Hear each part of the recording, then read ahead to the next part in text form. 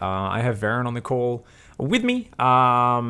Someone who I've been lucky enough to coach, Masters 1 Protoss player, who's going to be helping me kind of ask some questions, maybe make some points of his own, grab some questions from chat. We're going to be breaking down stats Protoss versus Zerg here. So we've got some replays from the GSL versus the World Finals. This is Game 1, stats versus Serral. And we're going to just be looking at some rather typical Protoss openings and some details and twists that stats puts on them to stop Serral getting into the crazy strong Hydra Bane position that Serral is so good at rushing up to and so good at surviving to. You know, we saw Serral back in, what was it, Nation Wars? Doing this sort of build, completely blindsided by a charge lord all in from Showtime, and he's one of the best players at like just pulling his Hydras into the mineral lines, using Evo chamber walls, drones on hold position to block. And no matter how much you seem to catch Serral with his pants down, he almost always seems to defend. So it was very cool in this series to see stats come in and try to really bring the fight to Serral. And he did bring the fight to Serral in a big way. And he did some very cool little variations and some ways to take advantage of the inherent risks in some of Serral's builds. So we're going to be talking a little bit about Serral's builds, but we're going to focus mostly on stats side of things. And that should be good. Now, there's a question in chat. We were having a whole bunch of discussion about yesterday's show shitting on the 2-base CVP build. Talking about that in context. Like Jagger says, Pig, can you please check the exact time when the Zerg is passing the Protoss by workers? Oh, okay.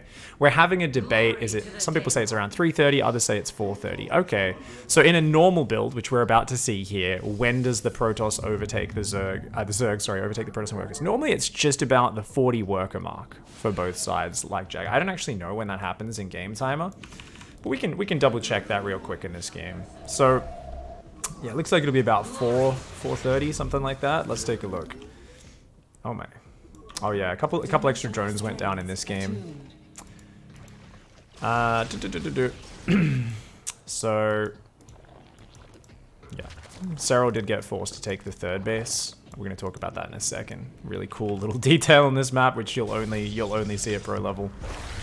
And it's actually about 5 minutes in this game where we finally see Serral catch up in workers. Now, that's peculiar to this situation, or specific to this situation, I should say, because this is a very fast upgrade. That's a big investment.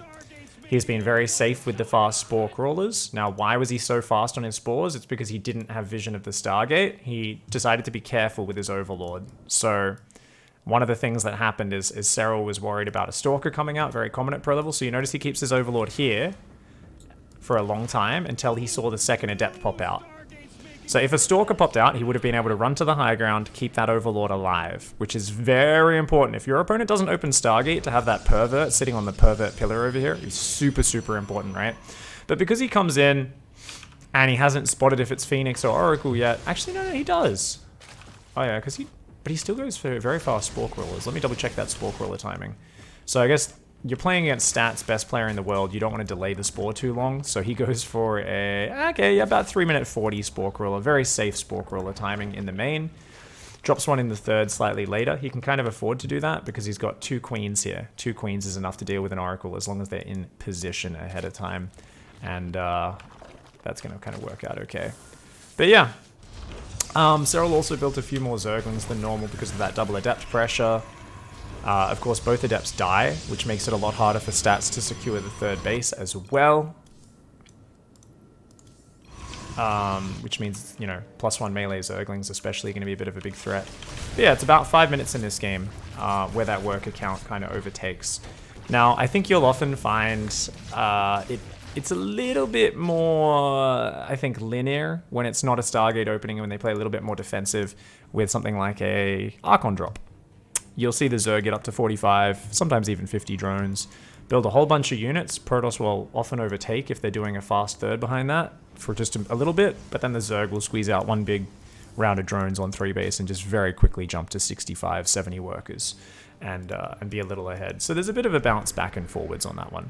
Anyway, let's go back and talk about a couple of details here. This is a very standard opening. I'm not going to necessarily highlight exact details of Stats build. You guys can find any standard PvZ opening. What's really cool is this pylon placement. Now, there's 2 reasons this pylon placement here is cool in the wall. I think it was Scarlet who told me about this first. It was someone. Some Zerg pro was saying how if you put your pylon back in the wall with a normal 14 pylon, your probe won't get across the map in time to block the hatchery. But if you put that pylon at the very front, you're like 3 seconds less walking time or something on that probe. It's like 2 seconds, some tiny amount, right? And it allows you to get there in time to block a fast hatch. And that's what Stats does. It also, of course, gives you a much safer wall against all-ins, which on a small map like this is quite important. Now, you might think, well, isn't a pylon a weak spot in the wall? Yes, but because it's going to be gate there and core here, you can very easily just squeeze an extra gateway or two behind that pylon, and you can just super solidify your wall. So in some regards, having a pylon in the wall can be safer as long as you're quick enough to react with a clean wall off behind it. It's going to give you that ability to do that. So Stargate goes down. As we said, it's 2 Adepts. They both get chrono boosted, so double chrono into Adepts. That's already a tell once you see that second chrono that you need to build more Zerglings. This is just Stats trying to create a little bit more threat, a bit more pressure. And this is no doubt instigated and encouraged by the fact that the 3rd base was taken as the natural. So Stats is like, cool, you're going to be spread a little bit more thin. This is going to be more awkward for you to defend. Notice how there's 4 Zerglings out. Normally, against 2 Adepts, you only really need 8 Zerglings. Maybe go 10 if you want to be super safe. But Serral here, not underestimating this, actually goes up to 12 Zerglings, realizing that this whole area here off creep, you can't really engage those Adepts there until link speed's done. Last second cancel by Serral. Serral comes in with the semi-surround here, and it works out quite okay. Stats wasting time to clean up that one Adept up at the 3rd base was actually a bit of an issue here, and I think if Stats hadn't waited to kill that single Zergling, this would have been a little bit nicer. Because the link speed already being done, being able to jump on those Adepts when they were first threatening, just allowed too much damage to go down. If those Adepts had a few more hit points, would have been able to get a couple more drone kills and potentially cause some nice damage there. Now, this was a very typical opening in that it was Phoenix first. Phoenix killed the one scouting Overlord, straight into double Oracle. So you're going to really not be focused on the first Oracle doing damage, something we've seen Neeb doing a lot recently. Loves to power out that first. We can now shit on this wall. It's mostly the Adept not being positioned properly. But Neeb really likes getting that first Oracle out, trying to get some damage straight away. Trap often does the same thing. You can also do a very cool thing, Trap, for a long time, when was always going Oracle or even 2 Oracles before Phoenix. Would send those 2 Adepts out, but wouldn't sacrifice them. Would basically keep them, say, down here in between these minerals in some gap where they can't get surrounded. You just keep shading with them to scout, but also to threaten. You're like, hey, am I going to teleport in here? Am I going to teleport in here? And what you could often do, and you'd see players like Trap sometimes go with even 3 or 4 Adepts, is you'd kind of just commit somewhere with them, away from a Spore Crawler. Your 2 Oracles would fly in at the same time, and it would be a combination Zergling killer. They'd say, cool, I got 20 Zerglings, they can surround these 2 or 3 Adepts. When you've got 2 Oracles with laser beams on above them, that can totally turn things upside down. In this scenario, Stats was very much like, let's dive the first 2 Adepts, get some damage, and then we'll try and just be a little bit defensive. Now, I always hate having the pylon on the edge, or the choke point on the edge, because it's a little bit easier to not realize your unit is mispositioned. This is more of a newbie tip. I'm sure Stats is like, well, I know that Adept should just be slightly more to the left and up and to the left there, and Zerglings wouldn't be able to get through. Personally, though, I always opt for the choke point to be between 2 buildings, because every map is a little bit different with what the terrain looks like. And you're like, well, is the edge of it there, or is the edge of it like over here? You're like, I don't even know, man. And it's easy to misposition. Whereas if you had the pylon up against the edge, then the space, then the gateway, it's much easier to not fuck that up. Nonetheless, this is an unnecessary mistake from Stats, which causes quite a bit of damage. And this is actually a really nice little pickup for Serral, because Serral's work account's kind of shitty. So if Serral didn't get those 2 Adept kills, this would have been a lot easier. Stats loses a bunch of mining time, has to turn an Oracle on the defensive, which absolutely sucks, having to use so much energy on both of those. And then he begins his very standard transition. Of course, Twilight, Robo, 2 more gateways to go up to 4 gateways, or 3 more gateways, sorry. Wait a second. He did this all off 1 gateway so far, didn't he? Oh yeah, he didn't add the normal second gateway. oh, cool, slight variation from the old school build. You'd always get a faster second gateway previously with this build, and I guess part of that was you'd use it to wall off as well. But he's just going to add all his gateways at once and go straight up to 6 level. I think there should be a 7th gateway going down at some point here as well. 6 gateways is kind of the standard. Classic, I think, was the one who popularized this, at least. He's the first one I saw doing this every single game, basically. Am I missing a gate? Okay, there we go. That's that 7th gateway does go down at the back. There we go. And then, yeah, what you're often looking for with the oracles is the damage a little bit later, where you join them up with the Phoenix. And this is just the traditional move. Phoenix goes in first, says, hey, shoot at me, disables a queen. And the oracles come in, shift-click down some drones, grab 4 kills. Serral's a god, so he takes down an oracle. That's just ridiculous. The reaction speed there from Serral, very, very good, but it's also because he's always got his spotting Overlord. So notice how, whoops, sorry guys, rewound a little bit further than I meant to there. His Overlords are always kind of, look, he's even pulled them back a little bit. But it's in a position still where it's like, well, if the Phoenix starts shooting it, it'll get to safety. Queens will save it, but it gives you forward vision. And the important micro here from the Zerg side is you click both Queens on one Oracle, right? The Oracle's the threat, not the Phoenix. And as soon as the Oracles come in range, so he's already going to be targeting these Queens on one of the Oracles, you're clicking that Spore and you've got to target the Oracles, otherwise it wastes its time shooting the Phoenix, which is not the threat. So notice how it immediately, he retargets the Spore Crawler on the Oracles, and it's the same Oracle that he targeted with the Queens. And it was actually the Queen that got dropped by the Phoenix that killed the Oracle, so that was a fuck up by stats. It didn't look like it would be able to reach it, but it just barely was able to touch it. Thanks. What do you think about the investment of the second Oracle, by the way? Because usually you'd be doing this build of 1 Phoenix, 1 Oracle to save the money and get the earlier attack. But he decided to get 1 more Oracle. It just kind of creates, it definitely just delays your pressure, right? If you go 2 Oracles, it just delays the Archons coming out a little bit. It creates more damage immediately in the earlier moments. And it's just that, you know, do I think this will get the damage or not? You know, if you were saying, look, these are my 2 variations, sometimes I go 1 Oracle, sometimes I go 2, it would probably be more of a meta move than anything. You're saying, well, am I consistently getting damage off 2 Oracles? If not, I'm probably going to go back to the single Oracle and do the lighter pressure. But if you think you can find that damage, you know, if he could get the 4 drones, get both Oracles out there, that can be pretty huge. Also, the Oracles can be pretty massive against Zerglings in a certain scenario, right? They're very good at defending, but more importantly, as this is going to be a very aggressive build from stats, they can allow you, if the Queens aren't all together in a certain combat area, they can create huge threat in another area. And this is something you're often trying to do with this sort of build that Stats is doing, is what you'll find, right? If Serral wasn't so aggro with these Lings, these Zealots would be going down the left-hand side of the map right now. You'd be hitting the 3rd base, and that's where you'd bring your Oracles. Because the Oracles aren't going to help with the Prism much, because the Queens are always going to go to the Prism. That's the big threat, right? So the Zerg's always going to go shut that down. Oracles, when there's 6 Queens in the picture, not a big threat. But if you can find an area where there's no Queens around, you can hold position anywhere out of range of the Spore Crawler, and Zerglings are going to get shredded. Like, Charge-Lots are already great against Zerglings, but you add Oracles on top with their laser beams, and you can do that. And that's often what happens with, like, any area. Like, this is obviously a no Oracle zone with the Spore. This is a no Oracle zone. Where the Queens are is a no Oracle zone. But there's always going to be ways to get in between the bases where you're kind of intercepting the rallies, and the Oracles sometimes just hold positioning there and just killing Lings that are trying to rally over to the 3rd to defend it and that sort of thing. Thank you very much, Lone Gun, as well, for the 5-month resub. Captain speaking for the 3-month resub. Really appreciate the support, guys. I think the moment Stats killed all the Zerglings in his main, he decided to go all in because there were no Zerglings to spot a possible 3rd base for quite some time, says Like Jagger. So Stats actually wasn't going all in, and he was, I believe he was planning to do this even beforehand, but we can go back and look at that.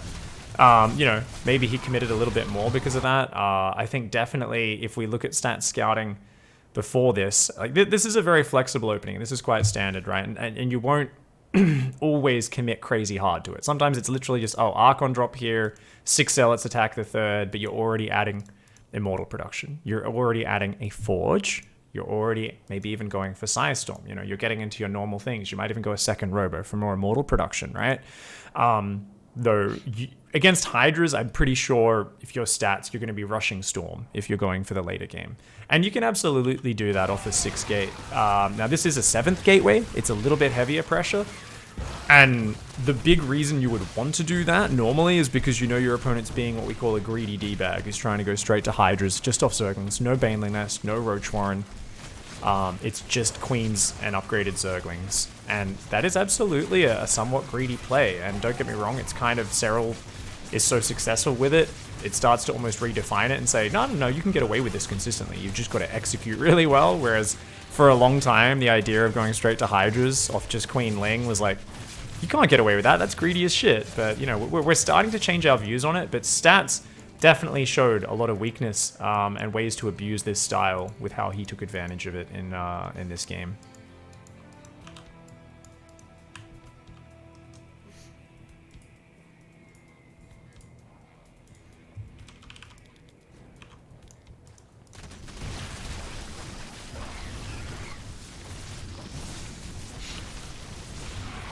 I think this is something though where like a 6-gate Archon drop has a lot more potential to do damage against this kind of stuff, right?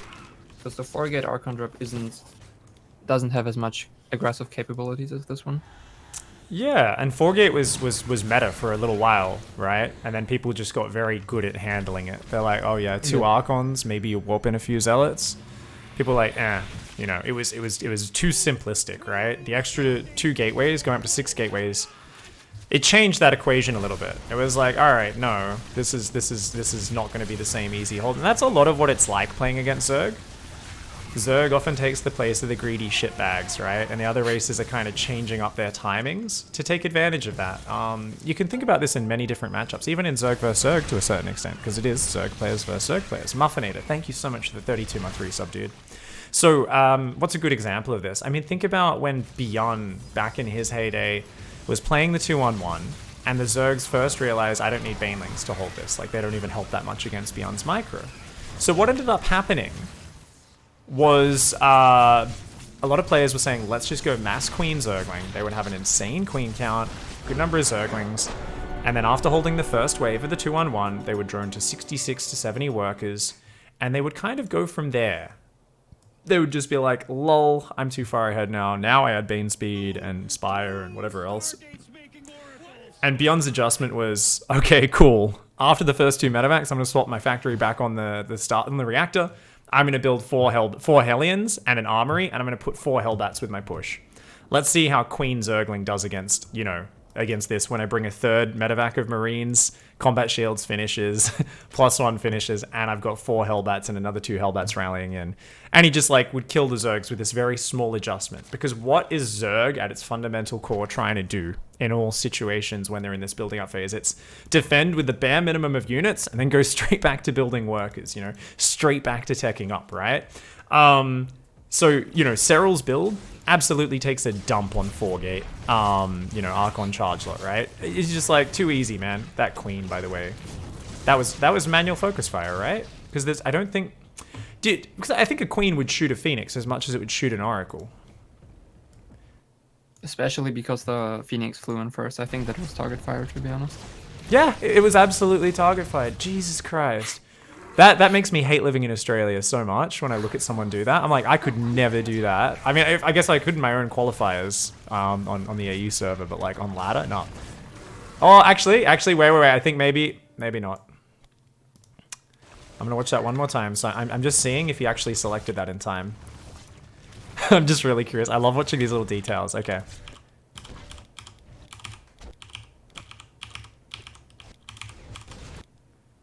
No. She fired. She fired before Serral selected it. Serral selected it just after she fired. So she actually shot the Oracle on her own. I am like 90% sure. Let's make that 100% sure. Let's try one more time. Because I can see what Serral has selected down here in the bottom right, just underneath, behind my camera, guys. So yeah, she shot while he had lava and then the hatchery selected. She's already thrown that needle. See, the needle's already hit, and then he selects the Queen, and the Oracle's already dead. Yeah. You can see a click on the Oracle long before the Oracle even reached the base, says Black Wamba. Yeah, but the thing is, I'm pretty sure your unit loses the command after it's been lifted. Ooh, does anyone know? I'm pretty sure your units lose their commands. They lose any previous commands once they're dropped from a Phoenix. Like, if you've given a unit an attack move to the other side of the map, it gets picked up by a Phoenix. When that Phoenix drops it, it just sits there. Any idea, Farron? Do you know? Someone go ask Rotterdam. If anyone knows, Roddy knows. I'm not 100% sure. Sorry? I'm actually not 100% sure on that. I'm not either. Perfection says it loses command visual. I'm pretty certain. Adepts do it after the shade. Yeah, it might be. GSL rigged the replay to make Serral look worse. Okay, yeah. We've got some good discussion. But, okay, cool. So that's, yeah, I'm pretty sure that was just, for some reason, the Queen prioritized the Oracle over the Phoenix. And I didn't realize they do that, which is interesting. So anyway, the Zerglings got in here. Now, was it a reaction? Was he planning to go 7-gate all game? I don't know. I know Stats definitely focused a lot on making sure something happened at this phase of the game throughout the series. It was very consistently saying, I gotta do something to this little shitbag, man. He's too greedy. He's too good. I gotta hurt him. And this is a pattern we're gonna revisit throughout the games, right? So, what do we got? Prism on the way. And let's just look at how he sets up this pressure. Let's actually pay a bit of attention. So, Zealots warp in. Now, this is what you always do. The Prism goes across the map, and you want to warp in Archons somewhere outside their base, and then, you know, pick him up and go in. And then, as I said, the Zealots, if you've got map control, will run across the map and do damage. Now, notice the Oracles, one of them did die, but the Oracle is kind of going to go back and try and get some scouting. So it's like, okay, we've got to get a third Nexus down. Now, why do you need a third Nexus? Because you need to give yourself some flexibility here, so you're not completely all in. If Stats was completely all in, well, you would basically add another gateway or two, and you'd just be like second Prism already queued up, rather than just the one Prism, and you'd just be like, just go for it. But this creates question marks for the Zerg. As far as, and this is very important, because this is a very hard moment in the game for Zerg to scout, and that's why this pressure is partly so powerful, right? Serral is often very active with his Zerglings, but he doesn't know how many gateways are down. Realistically, there's only one Phoenix out. So Serral's lair has been down for a little bit. He could have had an Overlord hidden over here, morphed an Overseer, and been getting some actual legitimate 100% scouting what the follow-up is right now. But simply by putting down the third Nexus, you at least create this idea of like, look, I can still macro off here. You can't afford to just like build spine crawlers and mass units only forever. You know, there's still a question mark about what's being committed to by the Protoss player. Now, I want to look at this from actually this last 30 seconds, because what I really admire here from Stats is the ability to really be committing a lot to this. Notice there's no probe production, but also to not get too overeager with moving the units across the map. Stats kind of knows that with this style, Serral wants to snipe on that third base with the way the standard game goes, but this third almost ends up being like a trap. It's like, hey, bring your Zerglings across the map. Don't have them at home, number one. And number two, let me kill them with my Oracle and my Zealots in these little skirmishes. He's getting these Zergling kills. And the Zerglings are like, haha, we're going to get the third base. And the thing is, Stats is like, I don't really care that much about you killing the third. And it actually is a way better trade here, because as we said, he's not building probes. Canceling the third, you lose 100 minerals. Who cares, right? Losing the queens, oh frack. The queens are so important to this style. And not just that, but this sort of army, if your queens and lings are in position, your lings just surround those Archons in the open. They're not that great a unit when they get surrounded. That's why, if they have a Prism, the Prism picks up the Archons, drops it, picks it up, drops it, the lings can't kill it. That's why you add the queens, the combination of the queens shooting down the Prism, adding some range damage, stopping the Prism doing that hot pickup micro, and the Zerglings just surrounding and brutally killing very quickly. That's what shuts this down. Because the Zerglings weren't in position, we see Stats just get into this brutal position, and these Archons kill a lot of stuff back here. Their splash damage really builds up, all the queens go down, these Zealots start focusing down drones, and those Archons killed so many Zerglings. So many. The other Zealots have counterattacked across the map by this point, and the worker kills are just insane here. Absolutely insane. 15 worker kills. Another wave of Zealots is coming across behind that. I kind of feel... Yeah, you've got to pull this one. I'm like, he should have pulled this one back, right? And he did. Smart Stats. And Stats has got another Prism and is just making more Archons. Now, this is a reactive Prism. As I said, if he was planning to just completely go all in with no other chance, he probably would have already had that Prism queued up. If you want to do this build at your level, is just I'm just going to try and fucking kill the Zergs because they're all trying to rush Hydras with no Roaches or no Banelings, probably a good idea to just do this as an all-in. Have a second Prism queued up in case that first one goes down. You know, it was a big mistake of Stats to lose the Prism the way he did. He didn't expect 6 Queens to suddenly appear in the vision and take it down. My man. And there we go. Archons and Zealots come back in. And you just see Stats was actually starting to probe up behind this because he was like, well, I did damage. I'm in a good spot. I want to keep trading. But he also knew that he wasn't necessarily going to be able to finish the game off because of the lapse in production in terms of the Prism not being there and the big kind of delay in him getting another bunch of units across the map. But once again, we saw Serral kind of say, well, what's the power of this build? Sniping the third. And these Lings came in once again and got that. But that's another 15 Zerglings that go down, guys. That's kind of baited Serral in again and again. And this is something that you kind of get with this dynamic. When the Zerg goes for the +1 melee Lings, it's incredibly good at shutting down third bases from Protoss. It's one of its main strengths, is you can often get the snipe on the third.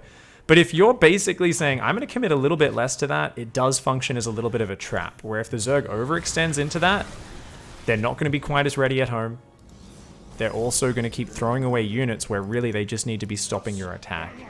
And obviously, Serral kind of didn't have a choice after he lost the first 15 drones, because he was on such a low economy, he needed to stop Stats getting a third or he was going to die in a longer game, so he kind of needed to keep being active with those Lings. It's not like it was even the wrong decision necessarily, but Stats just said, okay, well, each time you snipe that third, I kind of explode into more units on the aggression.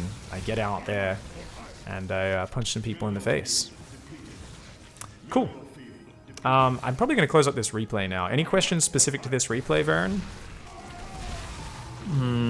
No, I don't think so. Like, this was pretty straightforward.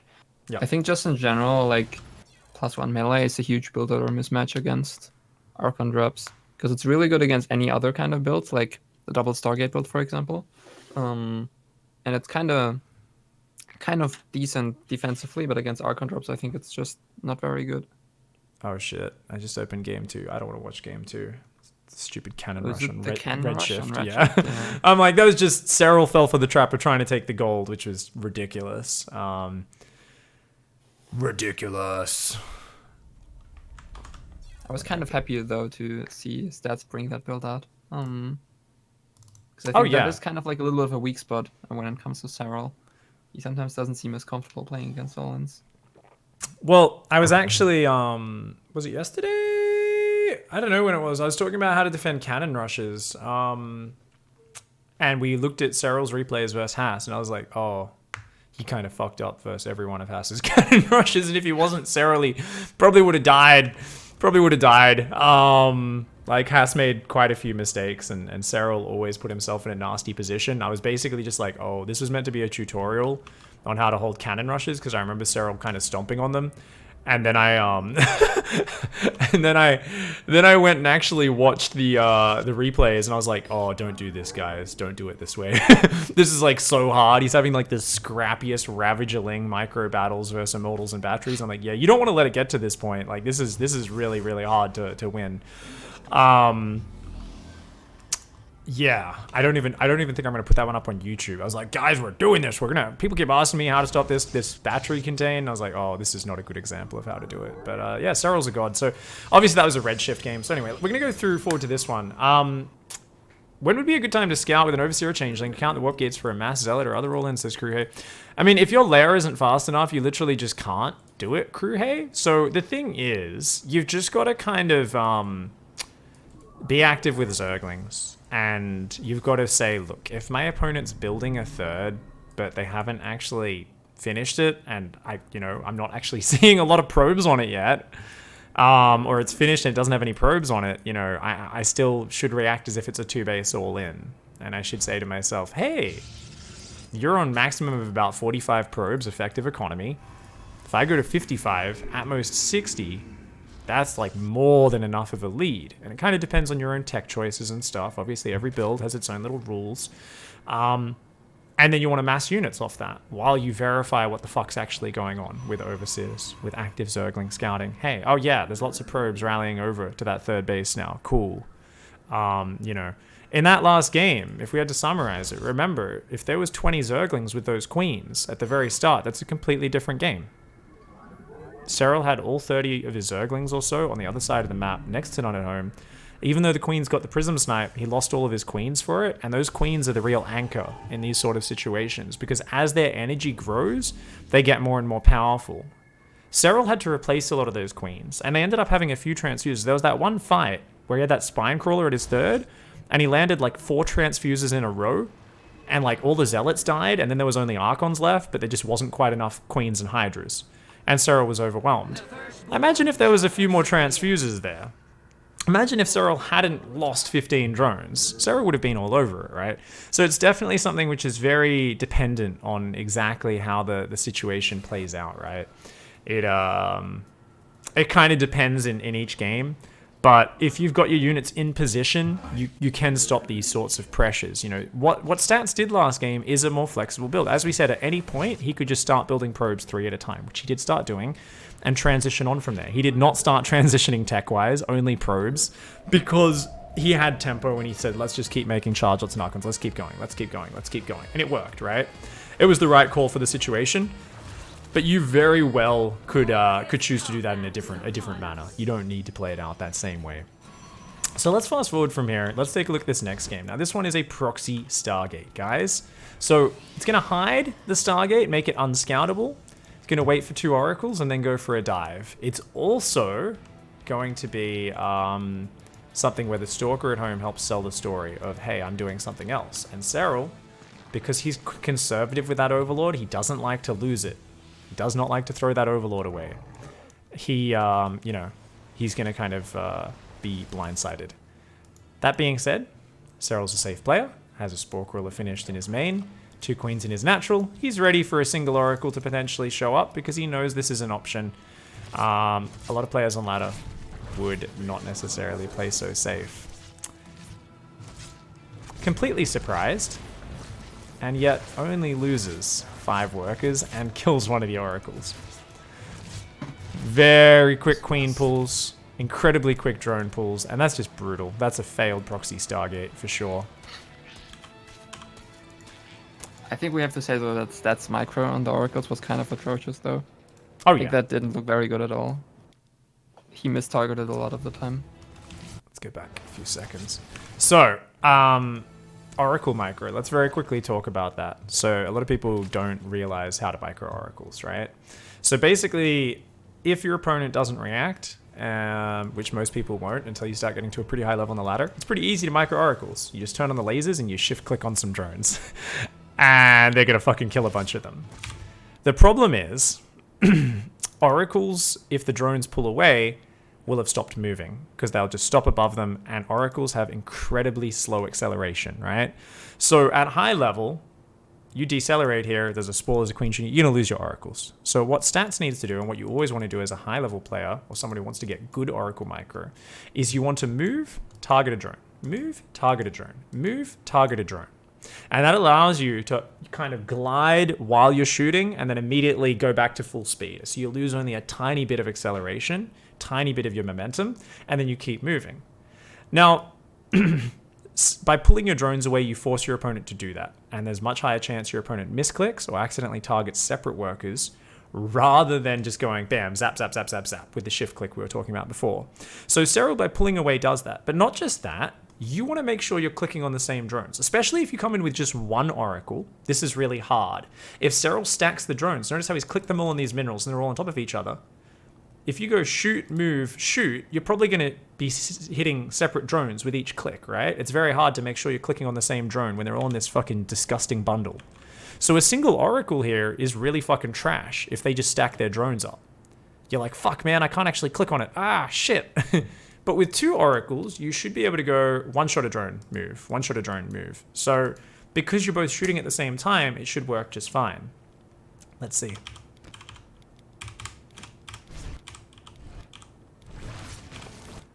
Shoots a drone. Shoots a queen. Shoots a drone. And that oracle's already dead. So let's go back a few seconds. And let's imagine how that could have been different. So, oracles come in. Could already be zapping a drone. So stats already with the first one. Takes a little bit longer to get that first zap off than he probably should have. Because remember, these things attack so fast. Should have been able to get 4 drones there, don't you think, Baron? Yeah, 4. I think 5 if he does it really well, but 4 I think is what he should get with 2 oracles. Yeah. And then because he slides to the natural, he can still do this last bit where he adds, you know, 1 or 2 kills, right? So it could have been 6 or 7 easily there if he does the same style, or you just get, you know, 4 and you also maybe pull away the lower hit point one and save both oracles, which is what you'd normally want to do. You don't really want to lose your oracles. You 100% don't want to lose this oracle. Does get a Phoenix out though, right? Yeah, the Phoenix does get out in time, which is important because you need to get rid of the Overlords, otherwise very tough to get rid of their vision. Notice how Serral has this Overlord hidden on the far left, guys. Also had another Overlord in the middle of the map, so probably didn't, because he didn't realize it was Stargate, kind of was just spreading some Overlords out for vision. But this Overlord on the left, I'm pretty sure that's going to become an Overseer. That's a pretty sick maneuver. Yeah. I was talking about this in the last game, how you should 100% have an Overseer kind of hidden on the side of the map somewhere where the Phoenix isn't going to check, so you can go for an Overseer scout when your lair's finished. So what happened last in game 1, guys? This is game 3. Serral died to the big gateway pressure. So what's he doing? Well, he's playing Roaches, which is a much safer option. Much more good defensively. It's just Roaches are nowhere near as good as upgraded melee Zerglings later in the game, right? And he goes for a fast Overseer scout. Because at this point, he's like, I don't know, it's like there's a 3rd building, there's some fucking units at it, but I don't know if there's a billion gateways down. I don't know what's going on. And then comes in and sees a 2nd Robo and a Forge. Huge tell of the later transition. So this time around, Stats is going, hey, wait a second, I've only got 4 gateways. I'm just doing light pressure. Archon drop's going to come in. If he wants to, he could, you know, warp in 4 Zealots with this. But he's not going to do that. That Spore Crawler movement there is sick, by the way, by Serral. What a god. Because if that Spore stays where it is, you can come down here, your Archons can sit in the mineral line, kill a few drones, your Prism can sit over here, and you can just pick up and leave. But Serral is the master of saying fuck you to all harassment. Like, he's just so good at doing these tiny little details where he's like, yeah, I killed 1 Oracle, other Oracle isn't a big threat. Yeah, technically, the Oracle could come in since that Spore's out of position, come around the backside now and find an opening. And we see that happen to Serral in some of his games. I don't know if it happens in this one, I can't quite remember. But I've seen that happen to him before where he's like, no, let's shut down this fucking Prism. And then he does get punished by a good player with their Oracle. But just the Archon drop doing very light pressure, and this is kind of the macro transition. And what's really nice about this is these builds, as I said, look very, very similar from the Zerg perspective. And if they don't get an Overseer in quite so fast, a lesser player than Serral would not have such early warning that you're going into the macro transition with the double Immortal production, adding the upgrades. Obviously, Storm is on the way as well. Charge, much later this game. Because Stats was only on 4 gateways, Stats was like, well, there's no reason to upgrade Charge really fast. Even if, say Stats came across with the Archon drop, saw there was only a few Zerglings and Queens, there's a very real chance that Stats says to himself, you know what? It's worth warping in a few Zealots. Warps in 4 Zealots, but they don't need to have Charge. Even just slow Zealots can do the job. And then at this point, we see Serral be an absolute D-bag, mastermind, and swap into Mutalisks. And this is, of course, where Stats gets in trouble, unfortunately. He's going for a very standard play, but has lost the Stargate. And if you lose your proxy Stargate, this is one of the big weaknesses, is what if they go for Mutas. But let's take a look at this. How do you respond to Mutas? Double Stargate was the answer here for Stats. Did Stats actually scout the Spire just before it finished? I can't remember. I don't think he got any vision of it. So yeah, I would be critical here of Stats for having a full energy Oracle at home that's not running around between the bases kind of tagging and scouting a little bit more. Obviously, part of the reason is you want to leave it at home in case there's like a Ling Flood or something. But as soon as he saw Roaches, I believe Stats should have been moving that Oracle across the map and starting to tag and scout. And yeah, the Spire, yeah, he comes in with this scout at 7 minutes 40 as the Mutas are popping with his Phoenix. So it's just a little bit too late. And let's watch the response. Cannon in the mineral line, 2 Stargates.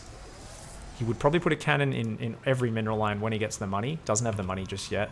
Yeah, shield battery and a cannon is the most important thing. Cannon, shield battery, cannon, and that one's already got a shield battery. So getting a cannon or two and a shield battery in each mineral line is really good. If you think your opponent's not going to commit to mass mutas, you can kind of gamble on not going for the 2 Stargates. Just get some Stalkers, get a few cannons, get Blink, and then try to do a big ground push. The problem is, if they go mass mutas, they're just going to base trade you when you try to push them, and it's very hard to win a base trade against a mass mutaling player. This mass mutaling Roach. Super duper hard. If you go Phoenixes, though, you actually basically say mutas are friggin' useless. Once you get a certain amount of Phoenix out, they hard counter the Mutalisks, and the Mutalisks aren't going to be able to do anything. But notice here, Stats is like, okay, I've got to build these Phoenix 2 at a time. Now, I'm not going to invest in a Fleet Beacon, because I know my opponent's probably going to swap out of those mutas. Only if I see like 20 mutas plus will I start actually going for Phoenix range. And here we see my favorite move of the whole tournament. Serral just goes for a Roach Max all-in, but he sets off every single Immortal Barrier with his Mutalisks right before the fight starts. If there's one thing we've learnt, I think, from Serral and his Mutalisk usage throughout recent tournaments, is that he is so good at basically making you split your resources into defense in many areas, and then he'll bring the mutas in to flank, and he will do a combination of sniping down High Templar and knocking off Immortal Barriers right before your army just jumps on him, or his army jumps on you. And that's what was just, you know, so incredible here, is it was just very smart play by Serral throughout this game. And this was one of these ones where, you know, Stats needed to scout that Spire a little bit earlier so that he could get back into his army. He was a little bit too focused on responding to the mutas. He's had Psystorm for several minutes and he had 0 High Templar with Storm, right? And that's because he was on the back foot against those Mutalisks. So Serral here snipes the proxy Stargate. It's always a risk when you proxy, especially when you do as little damage as Stats did. His proxy essentially was not very successful. Serral punishes that by jumping into a big Mutalisk swap, and then goes into Mass Roach, even though he's against a player who's massing Immortals. Seems like a terrible call at surface value. I remember at first seeing this when I was watching and saying, whoa, you're a psychopath, why are you doing that? And then I was like, wait a second, this makes perfect sense. It's because you know you've got enough momentum and threat with the Mutalisks that your opponent is not going to be making Storm. You know, yeah, Storm's finished, but check this out, right? Mutas are on the way. I think he might have even made some High Templar, but if he did, he just turns them into Archons straight away because he's like, oh fuck, the High Templar are just going to get sniped by the Mutas, right? Let's see. Yeah, no, he never even makes the High Templar. Not only that, he's investing in cannons and batteries in all the expansions. These don't help against a Roach attack on the front at all. Investing in Phoenixes, pauses Immortal production as well, because that's not important to surviving this potential Muta threat. And Stats is no doubt at this point like, okay, time to go back into ground units in the near future, right? So let's say, what, 9:30 or something? At some point here, look at the production tab. He's like, okay, rebuild my economy, stabilize, stabilize, stabilize. No doubt at this point, he's like, I've got enough Phoenix out. Soon, these mutas aren't really a threat anymore. Most of them have sacrificed themselves. He'd be starting to warp in High Templar, adding Immortals again in a moment. But Serral doesn't give him that time and jumps on him. So this is a failed proxy Stargate in this game. Very smart series of tech switches and very aggressive play from Serral. Serral doesn't have a huge economy. It isn't, you know, somewhat all-in attack, you could call it. It's a very committed attack. It needed to do a lot of damage and takes him out. So very nicely done. My man. My man. So Varen, what's happening? Any good questions from chat? I didn't see any in chat, to be honest, but I would like to add one of my own. Which is, it's kind of hard to read how hard the Zerg is going to commit to the mutas, right? So do you think the battery and the cannon is something you should always do? Again, if you just see a Spire, because Zerg could just be faking you out, right? They could just be building the Spire and then maybe like build 3 mutas to kill a Prism, which was popular a while ago, I remember that. I think that's a really good point, and I think we should talk more about the ideal, the more ideal response here, and also how we could scout what's going on. So, this is a plan. As soon as Serral found the Stargate, he was already planning this. Okay, so first of all, let's talk about what an ideal response would be to mutas and to deal with this. Okay, and let's talk about how do we get to that point. What is an ideal response? To figure that out.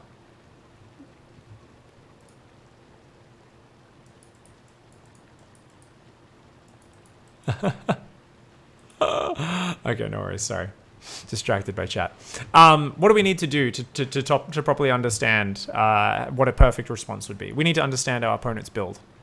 So we need to go further back, and this is one of the most important things you guys want to be doing in your own replays as well.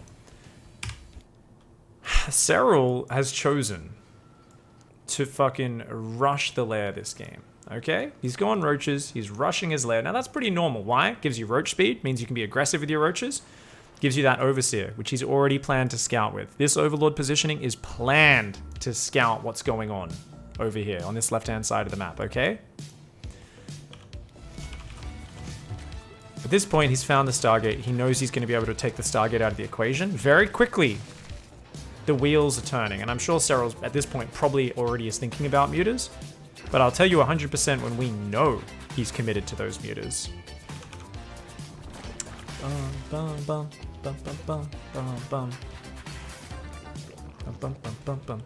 Dude, I just had the best Reese's ever. There was actually an almost interesting felt like comment I in was chat just going to now. pass out. Someone No who lie. said that best I believe response a if you see a Snickers would Spire have is had to the build same 6 effect. gates and all in Just deform mutas. saying. Food is awesome, and so is SC too. I personally... Sorry, 1 second, Varen. There was a message from chat talking over you. Sorry, dude. Thank you very much, Blaze and Maze. Snickers is great, but Reese's is also awesome. Thank you very much for the support, Blaze. Sorry, continue, dude. Yeah, no worries. There was someone in chat saying that if you see a Spire building 6 gates and trying to all in the Zerg before the mutas come out would be a good response. I personally not so sure about that since Zerg has roaches, right? But maybe you would just want to elaborate on that quickly. Yeah, so basically, I'll get to that one in a second. At what point do we know he's committed? I was pointing out here 6 gases. So there's still no 4th hatchery. There's already 6 gases. Now, this could be into Hydra play, but a Hydra player is still going to be wanting to get up that 4th base. A Hydra player is still going to be going into those Hydras pretty damn quickly, and they're not going to be rushing their gases necessarily this quickly.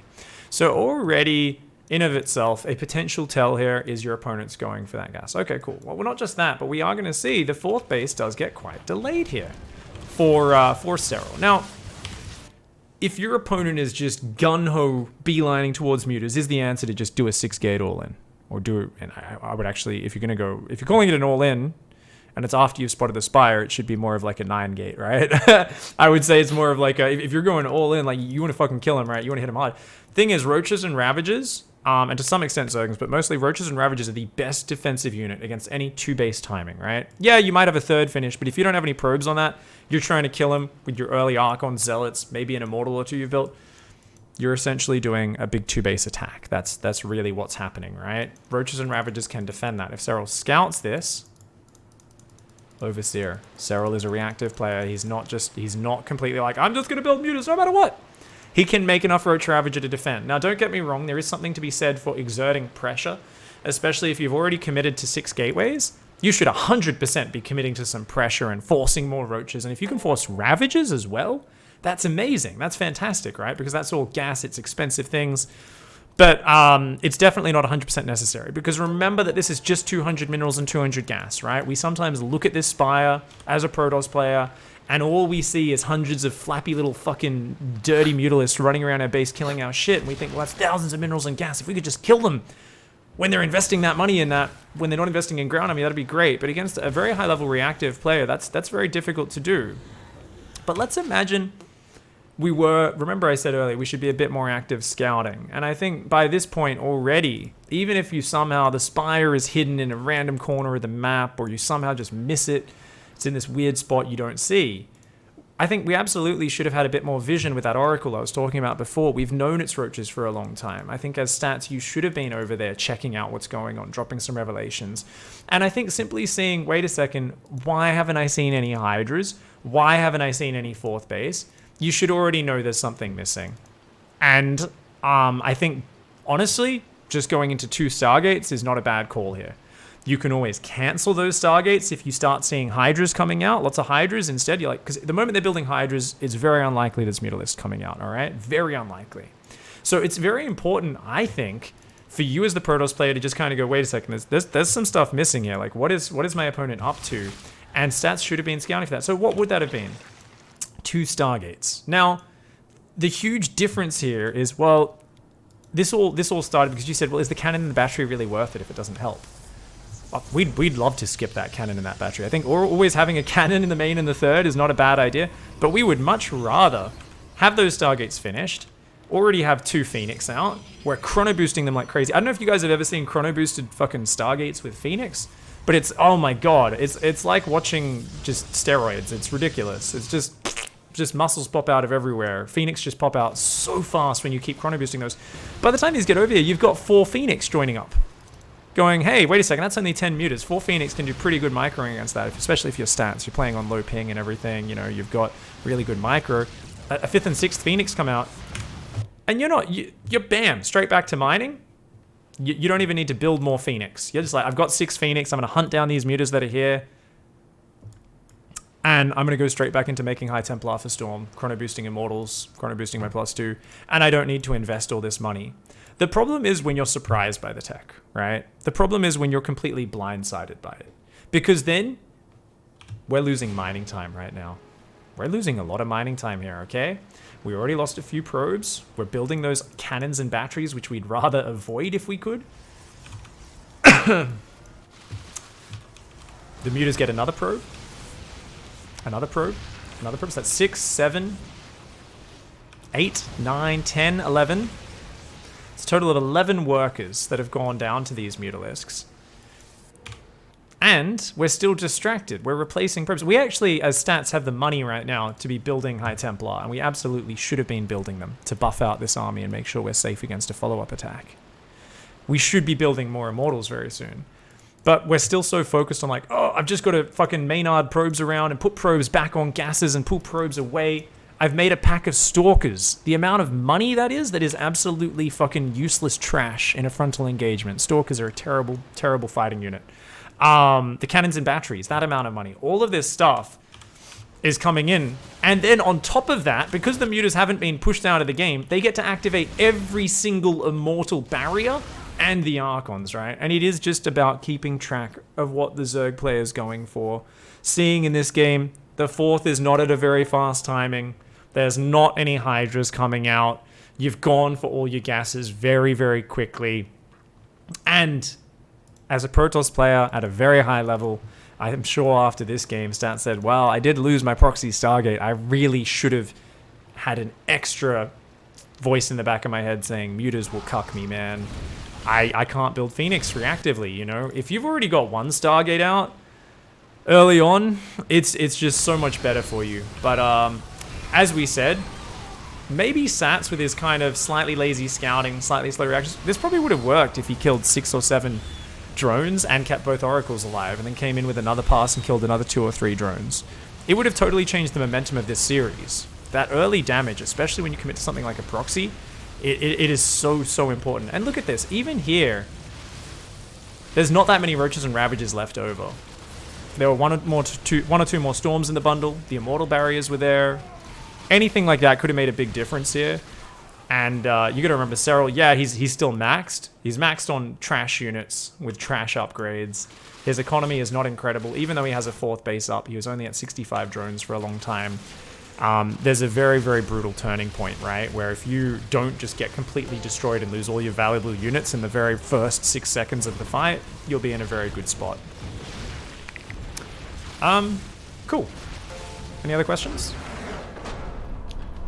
There was one in chat just now. Let me see if I can find it again. Right.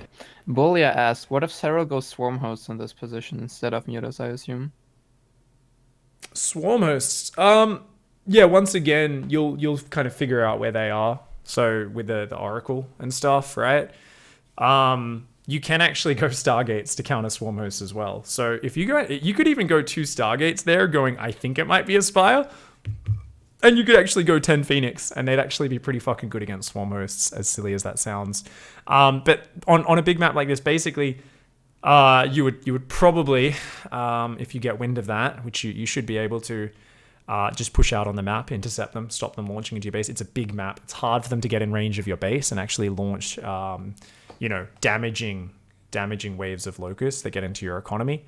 get out on the map, bait out the locust waves on the map, pull back, you know, and just stay in a nice aggressive position. That's the way to neuter swarm hosts, is force them to use the locusts on their side of the map, and then they can't get free damage because you have space to simply withdraw and you'll be fine.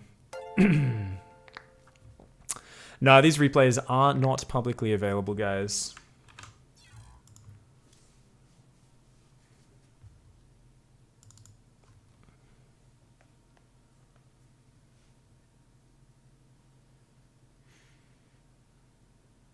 Gizmo is asking about Overlord placement and scouting in Zerg vs Protoss. Do I have a resource on it? Nope. Kind of varies in the meta and what you want to achieve a little bit, Gizmo, but essentially what you want to be doing is if your opponent's going a fast Phoenix, you can't really get an Overlord scout at that time. It kind of varies at your skill level and stuff. I would say be more reliant on Zerglings for map vision than anything else. But what most players are doing, and it does depend on your skill level, because below a certain level, players just don't build up fast enough, so the game timer changes. But at high levels, and you can adapt this to your own level based on what people are doing. At high levels of play, you want to scout very early, usually with that Overlord. Like often you'll just go straight into their base at the very start. And even if they build a stalker straight away, you'll spot their tech, right? And if you're talking kind of most opponents in kind of a Masters and GM on ladder, it's like, yeah, your first Overlord at this point, you just fly through, go to the second pylon, because the tech's going to be down here, right? And then you see what their first tech is. Other than that, you just have Zergling spotters around. The more important thing is your defensive setup. It's kind of the same against Terran at the moment. I did a little guide very, very briefly, which I did not remember to turn into a video. So it's lost somewhere in me Twitch VODs from a few days ago. But basically, just look at the Overlord coverage in these games. It's just a ring of vision around your bases, allows you to see Adepts coming in early, allows you to see Oracles coming in early. And you can obviously put it a bit further out sometimes, but notice how Serral kind of keeps them back to give just a little bit of warning, so that if a Phoenix comes in, he can pull it to safety, right? The Queens can kind of save it. And once again, Serral just, yeah. So this was the joke I kept saying. Well, it wasn't really a joke. It was more like a holy fuck, Serral's so good. Oracles are a bad unit against Serral. Like, they just don't ever kill anything. He's always so quick at pulling his drones away. He's so fucking quick at doing all these different things. It's just crazy. It's crazy. But anyway, this was the main other game I wanted to look at in this series, because one of the main things I wanted to look at was, well, don't get me wrong, Serral doesn't always rush for Hydras. He alternates rushing Hydras and doing a safer roach opening. But Stats is always wanting to put on some sort of Oracle Phoenix pressure into an Archon drop to create some threat and look for some potential damage. And look how respectful Serral is, guys. What is that? 5 queens, 8 roaches out. Going to go up to 10 roaches. So this is very, very safe against an Archon drop, right? But how many gateways do we have? Casual 6 gateways. So not 7, but 6. So not the same as that game on Catalyst. Once again, a planned scout hidden in an unusual position on the map to send in as an Overseer scout. This is what Serral did every game except that first game, and it allowed him to be 100% sure of what was going on, right? But what's so cool here is Stats has scouted that there's roaches, warps in 6 zealots, floats around a little bit, is like, oh look, here's me Archon drop, I'm basically just doing 4 gates. And even though Serral comes in and does start getting some scouting of the gateway count, seeing 6 gateways in of itself is not like the craziest tell. Your opponent can still be probing up, right? And I'm gonna actually go to Serral's camera, right? Because I don't think Serral's... Yeah. So Serral hasn't even really looked at the Overseer yet, right? He's just got it in there. He's like, that's fine. This is clearly like the lightest possible Archon pressure. I'm going up to 3 base saturation. Upgrades. We're gonna go for a Hydra Den. I'm gonna need an Infestation Pit because I want to go for fast... Probably Lurker Adaptive Talons. I imagine he wants to go fast Hive. Either that or Broodlords. I'm not sure what he was planning to. He does end up going Broodlords this game. And he's like, that's cool. Let's just get this 4th down. Make sure I secure my economy. And he's like, doop-de-doop. And then Stats is like, oh, guess what, motherfucker? It was all a lie. It's not just a 4-gate fucking Archon super light pressure. Comes in, traps these roaches kind of behind the mineral line, warps in another 6 zealots, is even dropping Archons on him, and just gets this incredible piece of aggression. Knows he's not going to kill Serral here. Why? Why does he know he's not going to... He's only got 6 gateways, guys. He's only got 6 gateways. So immediately after that round of Zealot Warp in stats is like, bam, 3 probes producing at a time. When he gets a bit of APM, he'll start up Immortals and Psystorm. Yeah, already has the second Robo, so he's already thinking about the transition into lots of Immortals, especially since he's playing against Roach play, right? Phoenix comes in and disables the Queen. Archons and Zealots are going in. He's going to try and get one more round of Warpins, and he's just going to try and kill as much stuff as possible. And the thing is, if Serral just stayed in a ball and fought this, he would just lose the game, right? He would be overwhelmed. Serral's an incredibly good player. He knows he has more economy. He knows he can produce a lot of units. If he can just buy time and spread this out, he's going to be able to overwhelm it, hold, stabilize, right? He can afford to lose 10, 15 drones and still be okay in this game. So Serral keeps luring these units to the left with those roaches. These queens pull into the mineral line. But what I love so much about this is the fact that Stats hid this so well. Because the thing is, if he showed the first 6 Zealot Warp in, Serral would have just had another 10 roaches already when this first went in. Probably wouldn't have even been taking the 4th yet. He would have shat all over this. But Stats here was just so kind of coy with how he did this that he has created a situation where if he wasn't playing Hercules him fucking self, if he wasn't playing the fucking god of Zerg, who apparently is unkillable in situations where he should die, Stats would have won this game. Yes, if you didn't watch this series, Stats loses this game. It's fucking disgusting, I know, it's crazy. Look at these little drones running away. Still no drones have gone down. 3 drones in this entire fucking game, and I'm pretty sure they were all to the oracles. Can you just die, Serral? Now let's be real. Stats did make a mistake here. He should have shift-clicked those Zealots on those drones, and he would have been able to take out 8, 9 drones. He started going kind of more for the I'm just going to kill a lot of your shit, and that'll work out, than the other one. And he's got 1,300 gas saved up. What does that tell us? Why is Psystorm not started? That should 100% be started. The Forge is also a little bit late, so I admire the second Robo going down, but he didn't get the Forge. And yeah, definitely, as soon as at this moment you want to be warping in kind of High Templar at home and getting up Storm and stuff, but the fact that Serral managed to survive there with 66 drones is insane. This is the most fucking ridiculous thing you've ever seen, right? So let's watch this again and let's just admire Serral's play, because I think this was probably the most clever trap from Stats of all time. He said, you've got Roaches and Queens. Roaches and Queens can destroy this push. How can I make this work? And he's like, well, fuck, we've gotta hide that I'm committing to this. And he will go back to droning. And that's exactly what he's done. So Serral had initially paused at like 45, 50 drones, built a bunch of roaches, but Stats, by hiding the pressure, baited him into getting up to 67 drones. Baited him into getting his army exposed over here. Now, there is another mistake here by Stats. These Zealots should have been moving here. He could have cut off these roaches' retreat. 100% he could have. They should never have made it out of that choke point, and if he killed those roaches, he probably does win the game as well. So that is, it's technically a mistake. He had an opportunity there which he didn't take advantage of. All right, but let's admire what Serral does from this point. So remember what I said about, okay, Serral very quickly pulls every single queen into his defensive control group. Notice he had his injecting group, number 5. So if we go, so look, he's like, I've got me defensive queens, these 2. And I've got me in... Oh, no. Defensive queens, these 3. And I've got my injecting queens, which is this one, and this one that just popped out at the 3rd. As soon as this fighting starts, he's like, fuck, get the roaches out. Oh, God. Immediately throws them all into one control group and says, okay, I've got to pull every queen to the front. I got to build as many roaches as I possibly can to survive this. I've got to queue up more queens. Anything I can that fight. He says, look, they're melee units. I need to limit surface area. Immediately pulls the queens into the mineral line, where the Zealots aren't going to be able to get as much surface area. He's landing transfusers consistently on this queen, while these roaches, remember, they were already baiting those units back, and he's going to keep doing that. The Zealots change their position. They say, hey, you can't get my Archon. They turn around. Serral starts microing these roaches. He says, okay, let's lure you back. So those Zealots, he's just taking them out of the fight with these roaches, right? These roaches kind of going in and out, taking fights. Roaches coming in from all sides, and he's going to keep trying to micro these as best he can. He's still landing transfusers in the mineral line. These roaches come straight back in and start kiting. Once again, they're going to pull back in a moment, I believe. Actually, that's an okay fight. Yeah, when the Archons turn, he turns back in. At this point, he pulls the drones to the left-hand side of the mineral line as the Queen wall breaks in the mineral line.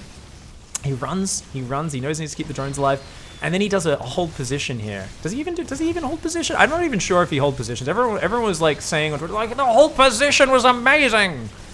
I don't think he held position. I think he just ran away with them. But basically he ran away and then sends them back. And with all these roaches spreading out the zealots and the archons and just buying time, where the raw damage output, the raw hit points, Stats Army wins that fight any day if Serral stands his ground and fights in a ball. And that kind of gets him. So a brilliant maneuver by Stats, even though Serral's a god and he wins this game. If Stats had cut him off there, this is game over. GG, 100%.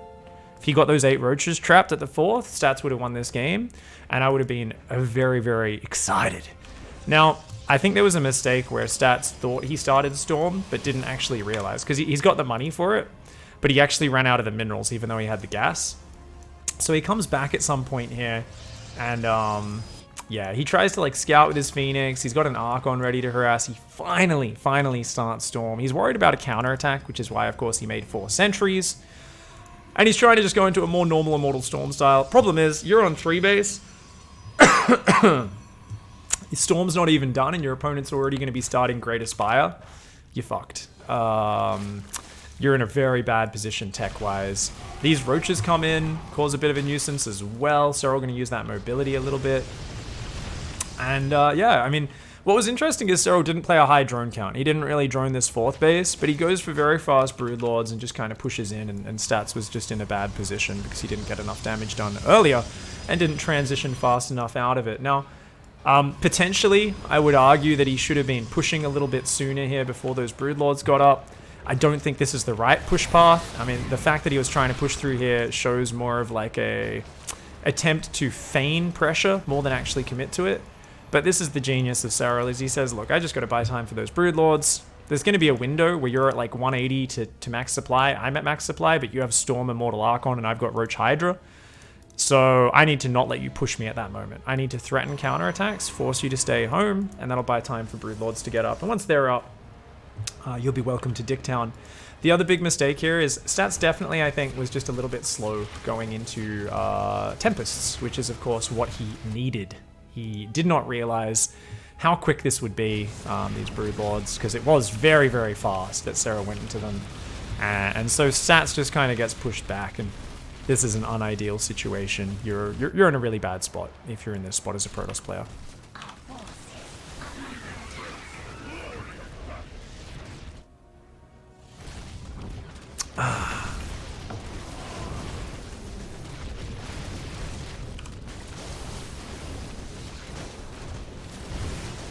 What's up, Drogo? I got them special. On the black market. I had to kill a few Protoss players, but that's, you know, it was worth it to get these replays. Yeah, they're not actually publicly available. I'm only allowed to analyze them for kind of some analysis style shows. I can't like cast them or anything like that. So yeah, thanks for hanging out, Drogo. So Tradition says this game looked like a big misread from Stats. The late game, right? The early pressure was just very smart.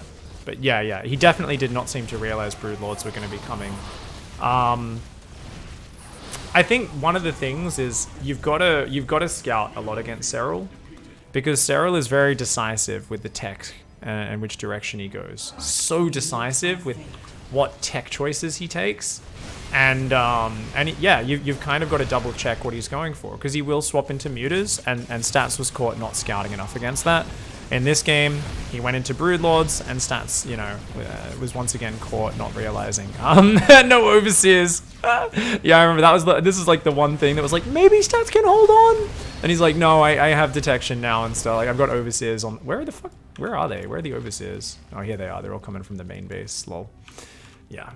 A Queen's necessary with the Broodlords to make this push work. I mean, they basically make it so just 1 or 2 Tempests aren't very powerful. They add a lot of power. I don't think they're necessary. I think Broodlords in of themselves are a huge problem unit. If your opponent doesn't have Tempests, then that's massive. But Queens do add a lot of strength, just if you're good at using those transfuses. But obviously it can be hard to get Queens across the map as well. So I wouldn't say you're like, well, I've never used Broodlords before, but I don't want to because I'm not sure how to use Queens with Broodlords. It's like, no, Broodlords are just an amazing unit. Just give them a go. They kick ass.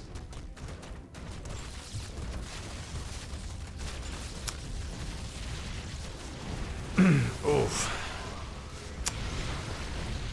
Any good questions or anything, Varen? Any thoughts?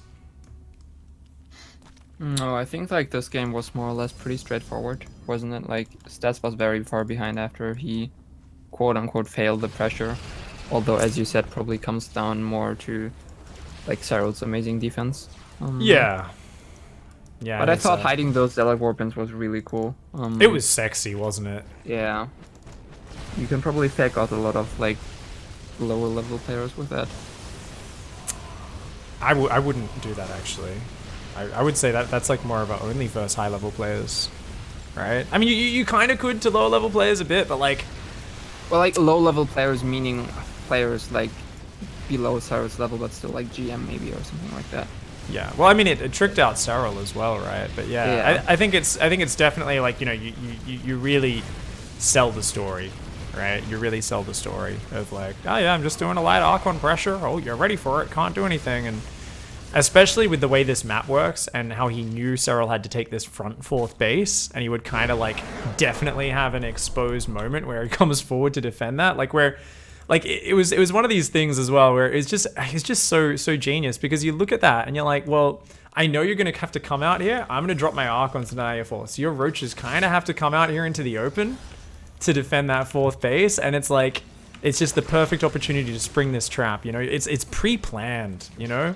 It was so pre-planned. These 12 Zealots coming in and just being like, yeah, get fucked. And I really think it's such a missed opportunity those Zealots didn't micro to the left-hand side and cut those Roaches off, because it would have absolutely won the game. But a genius little move here from Stats. And it was a good way, because as we talked about earlier today, and what we keep talking about is Zergs will try to defend with the minimal possible units. We talked about it earlier in the context of a Zerg who's trying to just defend with some Queens and Zerglings and rush up to Hydras. And what did Stats do? Stats made the 3rd base as fucking a Zergling magnet. Serral overcommitted to attacking that. And then even though he sniped the Prism at home, he lost all of his Queens, and the non-stop waves of Zealots Archons just got too many drone kills and overwhelmed him, right? Here in this game, Serral's playing safer. Serral's scouting, but something we noticed earlier is even if you do the Overseer Scout, it's not really going to get in there at time. And Serral, his Overseer Scout was actually in here for a few seconds and he didn't look at it. And this is definitely a mistake from Serral, that he's like, oh wait, you've got 6 gateways. Oh shit, I should be a little bit more fearsome. And maybe he should have been a little bit more active with his Zerglings running around, right? But it's just something where you're like, well, I see your 3rd. I've got the Watchtower. I've seen just a few Archons. It's very easy to not realize that in between this Archon Prism bouncing around, it's warped in around the Zealots and hid them, right? That's just such a good little tricky idea. But this is what Zerg wants to do. I have enough to defend what I think you're doing. I have, 10 Roaches. In this case, he actually went up to 14 Roaches. He was playing really safe, 5 Queens.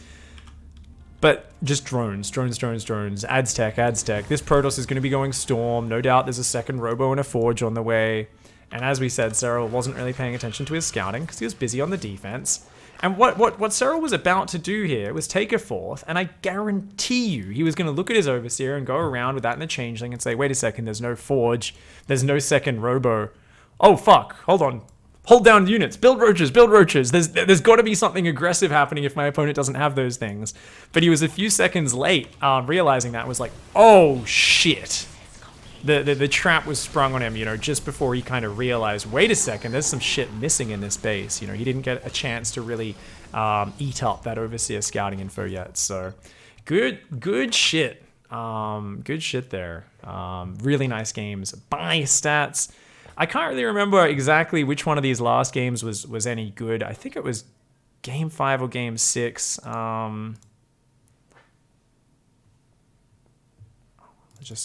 Let's see. A little before, you said you should use Ling pokes at the wall to figure out what the Protoss is doing other than the first Overlord. What are the tells at the wall that Stats was doing this? Nothing. Gizmo, except that there were no units at home, I guess. Seeing no units at home, seeing no probes going towards the 3rd could potentially tell you something. But I think generally speaking, that Overseer Scout was the smartest part of Serral's play. And if you can get that Overseer in even just a few seconds earlier, but more importantly, look at your Overseer, then you should be able to get a read on what's happening a little bit quicker. And realize, wait a second, I'm being a little bit greedy here. Because as I said before, if your opponent hasn't actually shown any probe commitment to the third base, they're essentially could be doing a 2-base timing. So if you're going above 60 drones, you're being greedy. Serral went to 67 drones without seeing any direct evidence that that third base was going to have probes put on it. That's pushing your greed. That is pushing your greed. Now, don't get me wrong. At a very high level, there's a balancing act. Because if you don't drone up your third, and you're like, well, I'm sitting here on 55 drones massing roaches, and then they just transfer 16 workers straight onto their third as it finishes, and then you're like, oh shit, hold down the drone key, because you're behind in workers at a stage where you really don't want to be behind in workers. So, I mean, I'm always kind of oversimplifying things, but I think as a general rule, if you're taking this on ladder, and what can you as players apply, it's like, I haven't seen any probes rallying to that third's not finished. I should stop at 55 or 60 drones and mass units. Yeah, I can maybe still add some tech and stuff, but I should be adding a lot of units here to really make sure I'm nice and safe. And if you're an NAGM, maybe you're someone who watches a lot of Game Time stream. Maybe you're someone who likes to learn from someone like Game Time because he kills my Protoss a lot. I'll just do stuff where I'm like, oh, I'm not sure what's happening. It's really hard for me to verify. You know what? I'm going to just go for a 60 drone roach max here. And that's kind of like the goal until I see a reason not to do it. And then it's like, well, okay, they're taking a third. They're, oh, he's doing a big attack. Well, guess what? I was massing roaches. I'm really safe. Oh, he actually is going for Storm and Immortals. Let's try and break him with this like 3-pronged roach assault on his third base and natural wall, So it's like a way of simplifying the game for my own shit tier of play. Now, Serral's like, stats is never going to fucking die to a roach max, right? Let's ignore game 7 of this series. Most of the time, he's not going to die to a random roach max, right? Especially if you don't get like an edge early on in some regard.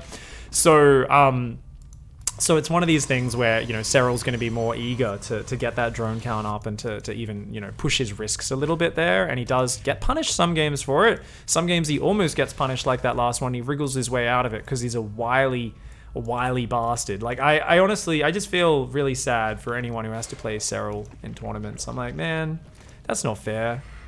That's like, I think we need to ban performance enhancing finish people because they're just too good, man. I don't know. He's just so on point with all the little details to defend. So anyway, 16-bit, let's go. This is the game we talked about yesterday. Yeah, game 5 is what I want to look at. Okay, if you guys want to see this game, we talked about it in yesterday's video that'll be up on YouTube shortly. Serral does a dumbass 2-base build. I spent an hour yesterday ranting about how bad 2-base Zerg versus Protoss openings are. Stats is like, oh, you're on 2 bases, it's fine. I saw that your lair's not super fast. Because of that, I can just chill. Chrono an Immortal rather than the Warp Prism. Chrono a second Immortal. Yeah, you didn't actually hit a big attack, that's fine. Now I'll make my Warp Prism do delayed Archon drop pressure. Go for Storm, go for double Robo Immortals, crush your Roach Hydra multi-prong attack because your economy's been trash all game.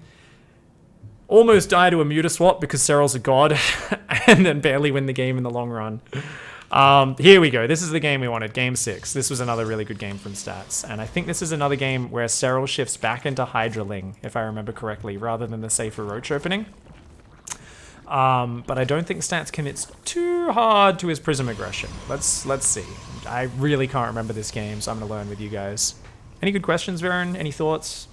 Yeah, I think we missed one question from Granis earlier, who asked if you could make Colossus work in PvZ.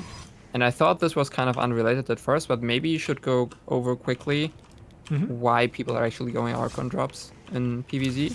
And like what that kind of does for us and why we use that as a transition to get into Storm and all those other things like double Robo Immortal.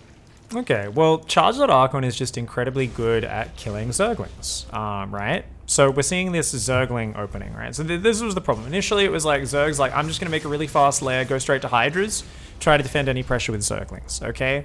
An Archon drop, the ability to micro those Archons in the Prism essentially makes them the ultimate Zergling killer. Your ability to, whenever they get... I was talking earlier in that first game about how if the Archons get surrounded, Lings, like, they just crush them, right? Archons aren't good against Lings when they get surrounded. You pick it into the prism, you drop it. You pick it into the prism, you drop it. Zerglings can't kill Archons at all. You can kill unlimited.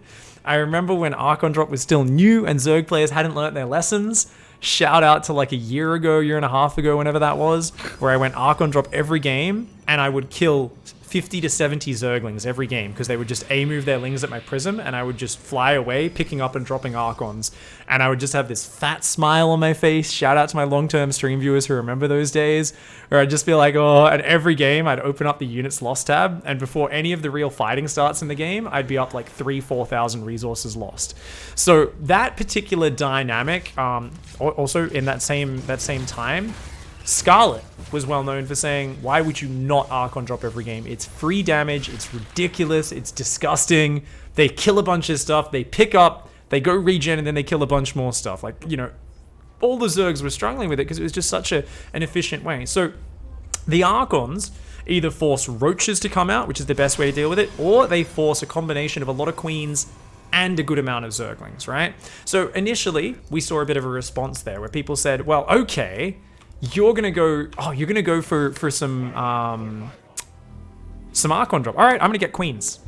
And they'd come out with like 4 queens and 12 Zerglings, and they'd just be like, get fucked, Archon drop. And you'd be like, oh, this feels like it's not a lot of commitment, and yet you're shutting down my aggression. So Protoss said, you know what? How about I warp in 4 zealots with that? Ha-ha! And then they started being like, yeah, you need to build like 7 queens or another 20, 30 Zerglings now, right?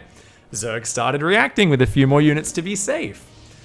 Protoss started reacting by adding another 4 gateways and doing an 8-gate, right? Zest originally transferred into doing an 8-gate Chargelet Archon with this, right? And then eventually things have settled down into this middle ground where the norm for a long time was 6-gate. And there's still sometimes people will go 4-gate. Sometimes people will go 8-gate still. Sometimes people go 6-gate. And there's all these different variations that require a different response from the Zerg. And what all this does is it allows it for you as the Protoss player to change what the necessary response is. Change what the Zerg has to do to stop what you're doing in the game, which makes them uncomfortable, and it stops the game from being easy for the Zerg. And this is one of the most important things in StarCraft, is creating problems, but especially in the early to mid game against a Zerg player, anytime you're doing the exact same pressure every game, where they spot it, they snap their fingers, they get the exact right response, and they go straight back to droning, it just makes life easy for Zerg players. And your goal as a Protoss player is to not let that happen. So Chargelet Archon, Protoss players have found, is the most flexible way to do that. You can create threat, you can create damage, without necessarily making it clear how much you're doing. Now, if you go Colossi play, you're very defensive for a long time. Colossi also suck versus Roaches. Now, Disruptors are great versus Roach Hydra, right? But they suck if they add Zerglings in as well. Disruptors are very hard to use. Colossi are very you kind of have to hit a timing attack as well, because Archons and Immortals are still good in the late game. Colossi are worthless in the late game. Like, once Broodlords and stuff come out, Colossi just aren't as useful in your army. Like, Ultralisks kind of hard counter them if you're too stuck on Stalker Colossi. Vipers can yoink them, and they're so big and valuable. Corruptors can take them out. Colossi aren't bad by any means, especially against Hydraling Baneling, but they're a difficult composition to create the same amount of threat with, right? When you go with a Colossi push, it's a much more committed thing, and it's hard to create the same sense of discomfort from the Zerg player. Whereas, as we've seen throughout this series, is it 4 gates? Is it 6 gates? Is it 8 gates? Are you warping in Zealots, or are you just probing your third and adding Storm and the Robo? There's a lot of questions which have made it difficult for Serral to adapt in every game. And that's been a big part of what has allowed, poor Sentry, of what has allowed Stats to get so many wins and to really, you know, take Serral to Dicktown in a lot of these games. So that was the question, right? It was just, why don't people go Colossi play? That was the main gist. I think I answered that, right? Yeah, you did. Cool. That's the story of ZVP and why we see Chargelet Archon. Ooh, gross. I try to spread my cannons and batteries out a bit more, but that's still a decent trade. Banelings are very expensive units. So this was a more defensive game here. Let's go back and take a look at it. I think it was single Oracle this game as well, right? I don't think we lost an Oracle. Yep, he went Phoenix into Oracle this game. Yeah. Yeah, I mean, I think he's learnt his lesson of oracles just always die against Serral, right? If you fly them into the base and you look for damage. So this time around, it was 4-gate. Yeah. So it was 4-gate. So notice there's no fast charge. Probes are already rallying to the third base. So already in this game, Serral knows he's not being all in, right? Probes on the third. This is what we're talking about with the scouting. That's what we're talking about. He knows Stats is committing to a more economic play. Already there's a tell just by poking with Lings. But what's cool here is Stats says, wait a second. You really are light on the defense. Let's keep killing these Zerglings where I can. And you know what? Even though I'm probing up, even though I've already got the Forge, I still don't have the Robo or the Templar or the Storm on the way. And let's actually go commit to some real aggression here. So these Archons just keep trying to look for little bits of damage.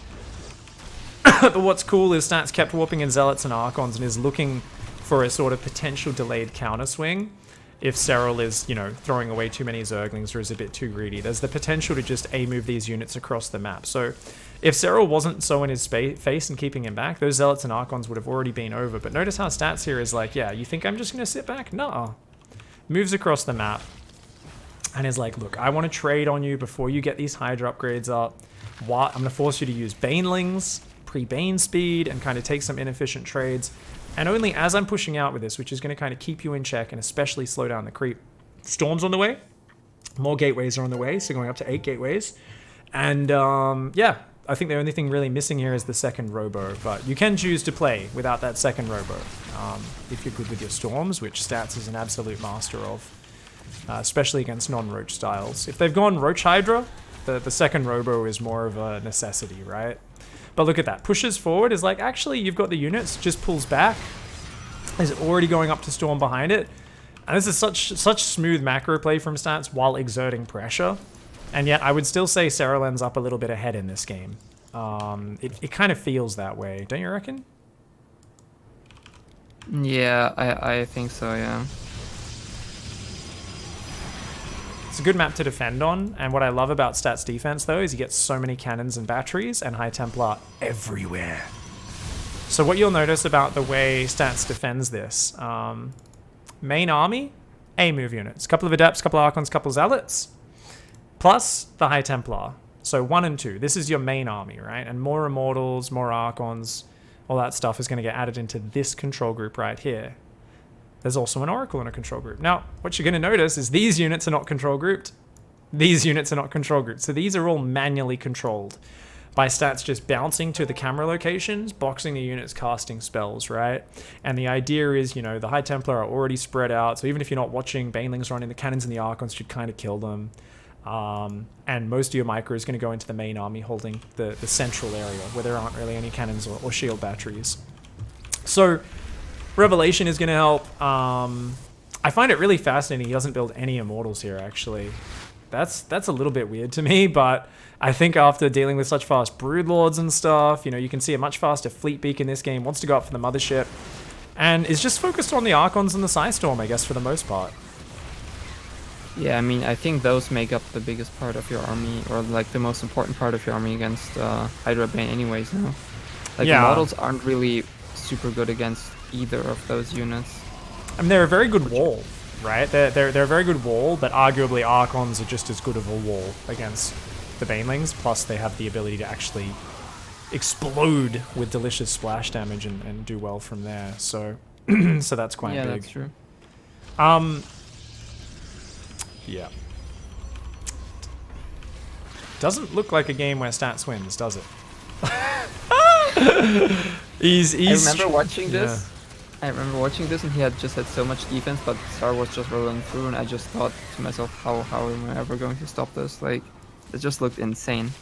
Yeah, and that's the thing. I mean, it was just, he just didn't quite have enough Archons up. I mean, I do think the hardened barrier does create a little bit more of extra power by having a few Immortals in there. Maybe a little bit more spread on cannons, and maybe even some gateway walls as well. It's interesting that he doesn't go for gateway walls. I think it's because Hydras and Lurkers can kind of snipe them. For some reason I was thinking Stats won this game, but no, he did not. I was like, didn't Stats just crush some defense on me? Which is like, there's no way he wins this game, pig. Yeah, pretty nice opening by Stats, though. I think versus any other player, they would have overreacted or underreacted a little bit and taken damage to his pushes a little bit more. Just fantastic reactive play by Serral. Something where you could argue for not rallying probes over to that third as early, because I think that gave Serral a lot of comfort in this game. As soon as he saw probes rallying to the third, I think he was very, very confident in his defense. I don't think Serral went for the Overseer Scout this game. So what you could argue here is you could be a real cheeky fucker. Put down the third, put down 2 pounds, make it look like you're going for it. But actually, they just work as off your natural or third or main base. And then you're just putting down like 8 gateways and then you just go. It would be probably the hugest gamble you would only do if you thought you had no other way to beat him. But maybe not a terrible call. But, since he usually Overseer Scouts, he'd probably spot that in time. But yeah, it's a little bit tough. Anyways, great game there by Serral as well. And good shit. The 16-bit defense was really good. So I think we'll finish up there. We'll just answer any follow-up questions. I really need to pee. I'm fidgeting like a second grader, holding onto his crotch going, I need to go wee. So we've got to finish up the show. Tomatoes, welcome to the pigsty. Thanks for the tier 1 sub. Appreciate the support. What do you think about shield upgrades for the style on Lost and Found here? So heavy Archons, heavy Storm. You've got shield batteries. You've got cannons. I think that's a great idea, Granass, if you get to it. I think you always want to get +2 attack first, because that's really big for your Archons, just splashing down Banelings and stuff like that. Since you're so Storm-focused, though, and the shields do help your buildings, right, as well as your Archons a lot, definitely. I would argue that Immortals are very important there. I would argue that just having more gateways in the wall with cannons behind them is actually really good. So even if a few Hydras can slowly, knock down those gateways, you can kind of push forward, especially with Immortals, Archons, and Psystorm, as well as cannons just behind gateways, is much stronger. I think one of the problems there is Stats was just barely short of having enough meat in front of all of his fragile High Templar, his cannons, that the Banelings were able to get in there. And there's a fine line between you having enough meat in front, whether that be gateways on one side. I think gateways like on the north, or I would probably put gateways on the third base, to be honest. Just 2 gateways there with like the cannons and batteries behind them would have been big. I think up on the northern base as well, I think those cannons and batteries should have been spread just a little bit more, because the fact that roll of Banelings managed to take out all the cannons and batteries was a problem. If you spread your buildings out a little bit more, Banelings aren't as effective versus them. Maybe Stats would debate that one with me. I'm not 100% sure. But I definitely think you want to get some more Immortals and Archons up a little bit quicker rather than getting fleet beacons and motherships out. They're not that important.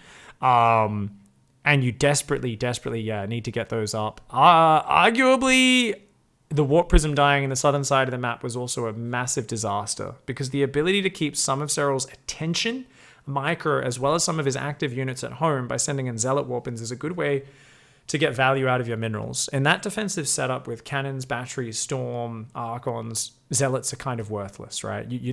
They just don't help you out much, because your opponent is kind of washing in with Hydras and Banes, and you're not going to be able to keep your Zealots back and then engage at the right time. You're better off just having more cannons and more batteries.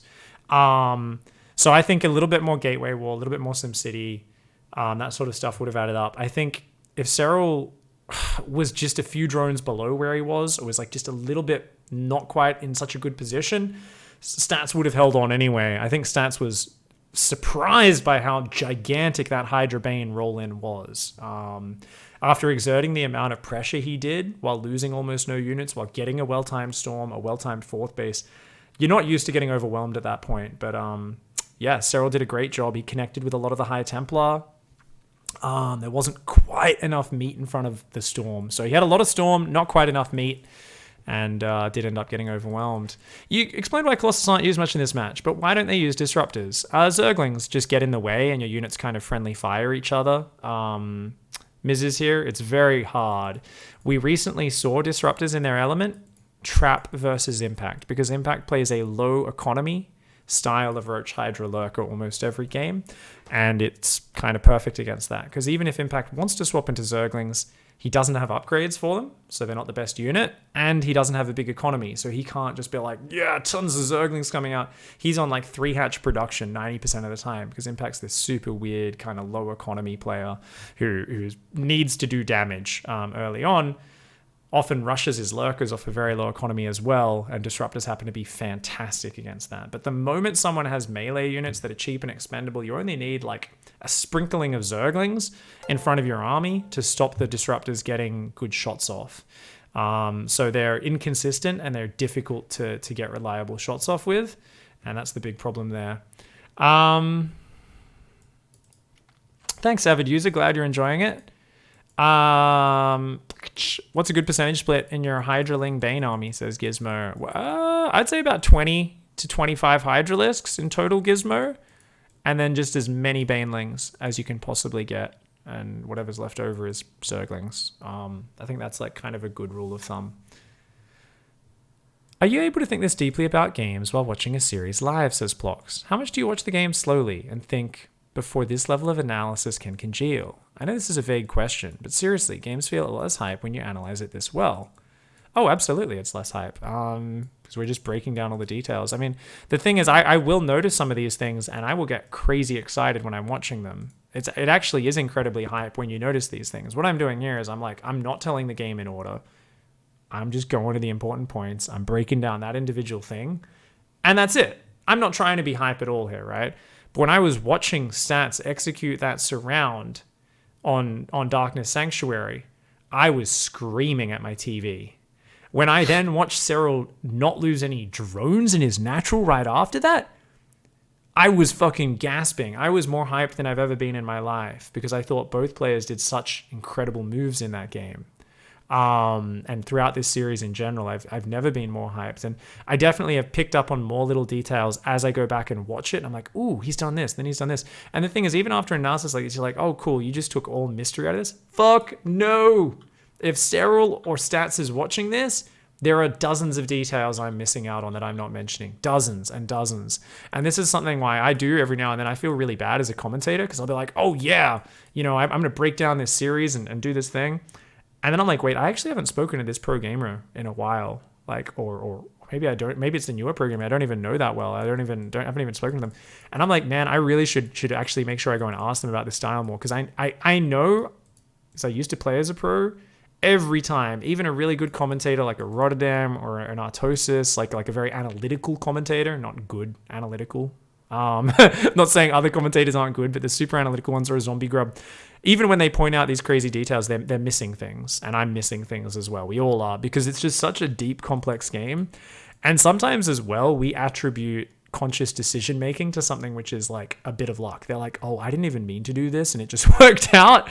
And that's always the funniest, right? People used to always shit on Day 9. They'd be like, Day 9, no, you didn't even mean to do that. You're saying it was a plan, it wasn't. And sometimes I'm sure that was the case, right? But that's like inevitable, right? When you're looking at what appears to be such an intelligent, suitable decision for the scenario, and it's like, well, actually I did that because of this, but it kind of worked out. You get through these weird situations. What's the ideal number of Archons, in your opinion, for mid to late game scenarios with Roach Hydra or Ling Hydra? Bane, says Granas. I mean, if you can fight out in the open, it's almost unlimited how many Archons you can use in front of your army. I kind of feel like there's like a sweet spot, I guess, where you get to like, what, 8 Immortals and like 6+ Archons. As long as you don't let your army just A-move kind of forward and attack like with the High Templar trailing behind, because Archons can get kited down to a certain extent. Like if there's a really nice angling of Hydralisks, and your Storm isn't landing at the same time as your Archons are fighting, Hydras can actually do very well versus Archons, because they kind of get stuck behind each other, and they if they're attacking through a choke point, and their range is much shorter. But if you're able to kind of spread a concave of like Archons and have the High Templar like in line with the Archons or just barely behind them, it becomes, against a Hydra Bane army, just the most amazing unit. I guess you also want to look out for whether you actually are trying to go Skytoss behind that or not, right? Because you can try to just kill a Zerg on Immortal Storm Archon. But if you're actually not trying to do that, then I think you should probably stop at like 6 to 8 Archons, like you said. Yeah.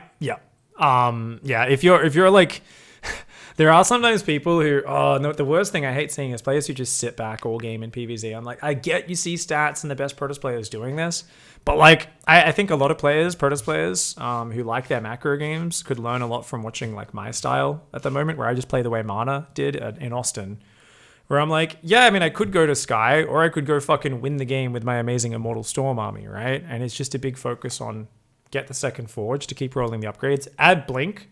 So if a small to medium number of Broodlords come out, I can just fuck them up with Blink. Super easy. I don't need to bother with this clunky Tempest unit, getting this weird late game dynamic with Corruptors and Neural Parasite and fucking crazy shit. Screw that, man. I've got a Mortal Archon Storm. I spent so long defending to get this army up at 4 bases. I'm going to go kill my opponent with it. You know, I'm going to multi-prong some Zealots.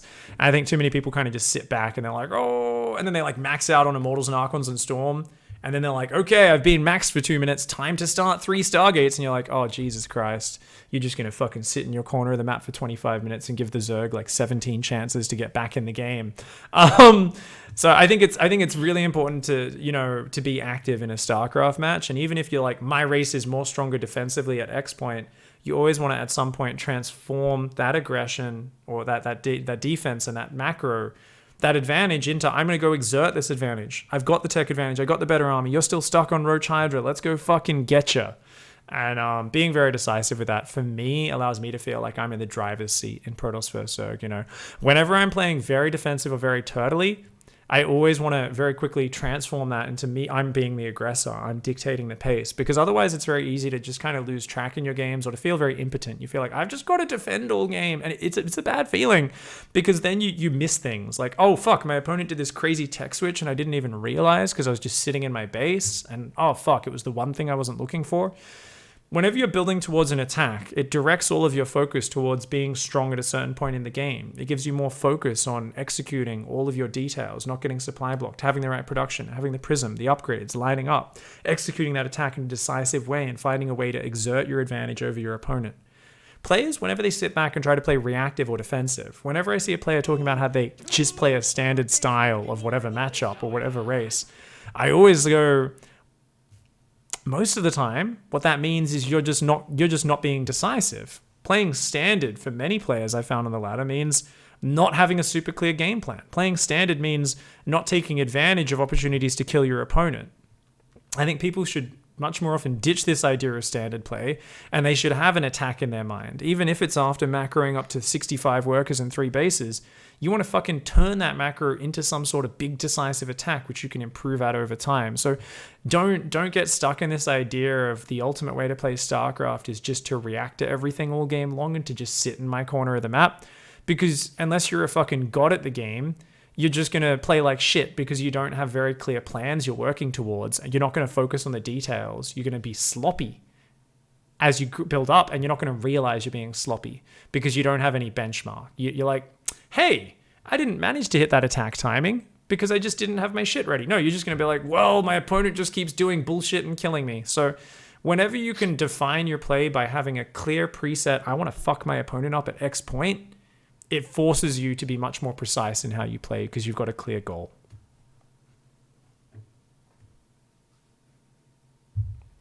My man. All right, guys, thank you very much for hanging out. Varen, any last points or questions or anything that I missed in chat or from you, or any last things to discuss here? A personal question from me would be, do you think that Zergs are kind of starting to adapt to even like the 6 or 8 gate Chartled Archon pressures? Because I've talked to Namshar about this a couple of days ago. And he said people on EU, like on the very highest level, are actually going back to 4 gate Archon pressures again, just because Zergs are not really taking the damage anymore that they used to. But then, like, for me, the question arises how to actually pressure Zerg properly if I have to go back to like more macro focus builds again.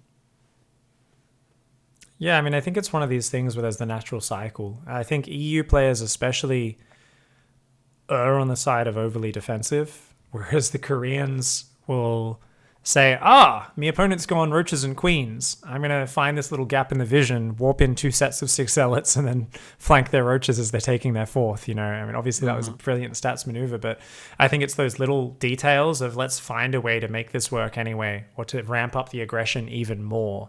And the ability to kind of transition smoothly between those is always something Koreans have generally been a little bit better at.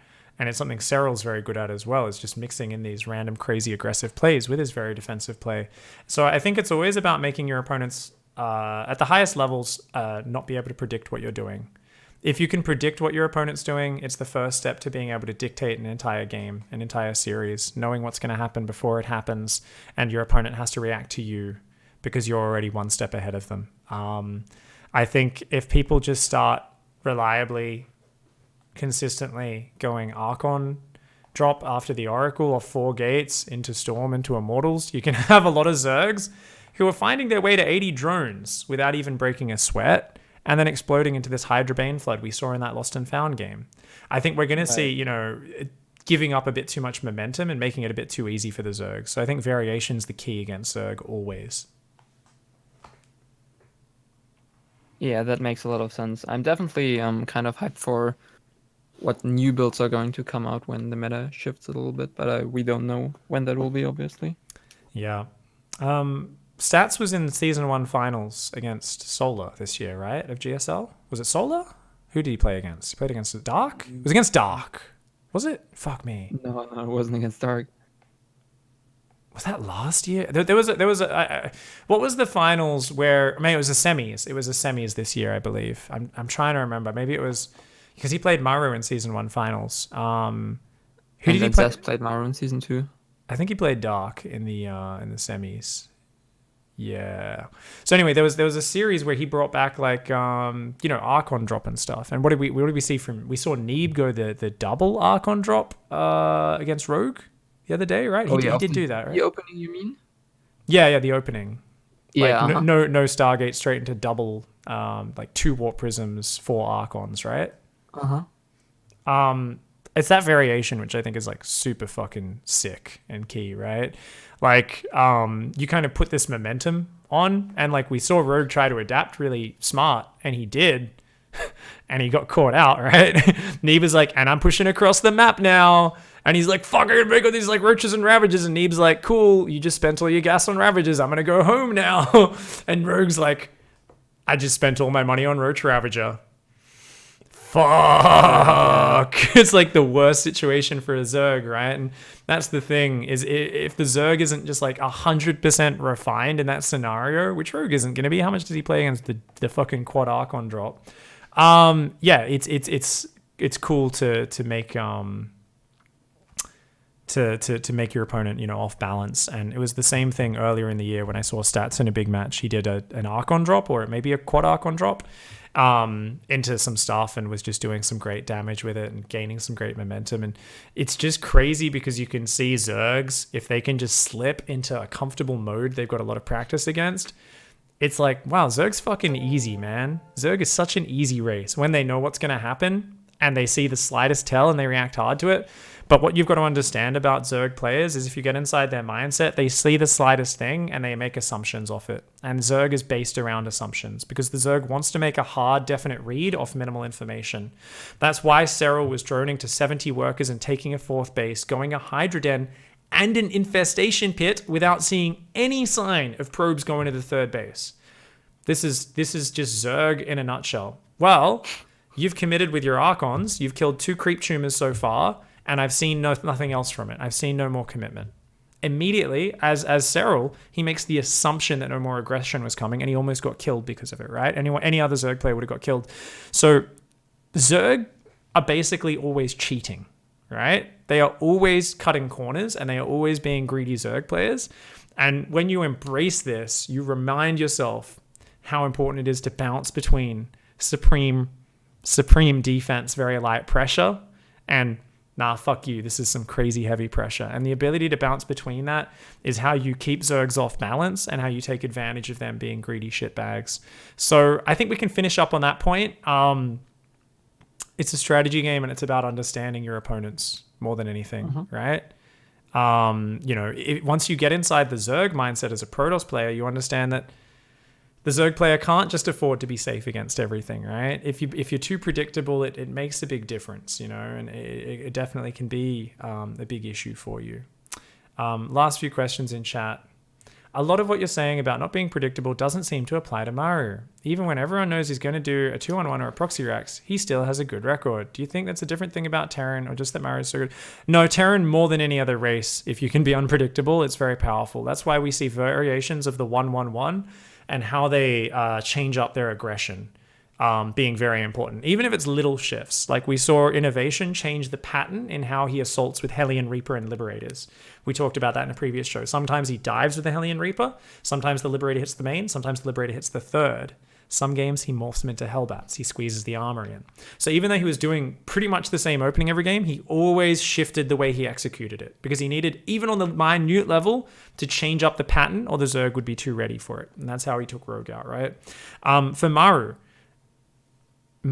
has been getting fucking destroyed for 6 months straight because his cheesy openings keep getting predicted and shut down, and then he still wins. We call this just being a god. Honestly, like the number of games. Do you guys remember that fucking Patience match it was like a round of 32? He did this fucking Banshee, which got shut down. The first 2 Banshees did nothing. His attack got fucked by the Oracles and the Stalkers, the Blink Stalkers. And then he just fucking somehow found a Banshee in a mineral line like 6 minutes later and killed 20 workers while doing another harassment somewhere else and defending. And then he won the game. And it was like, well, that's just Maru being incredibly fucking good. He's just better than his opponents. But there have been a lot of games where his builds have been getting countered. That game against Raynor. Raynor goes pool first, goes for this counter Ling Flood after fucking up the 2 racks. Maru barely hung on there. Artosis mentioned in the cast, the counterattack of Ling stopped for 2 seconds to kill the Marines. Because of that, they couldn't quite kill the engineering bays that went down to wall off. Those engineering bays were a flicker of hit points away from dying. And if they went down, those 2 Hellions would have been swamped by Zerglings.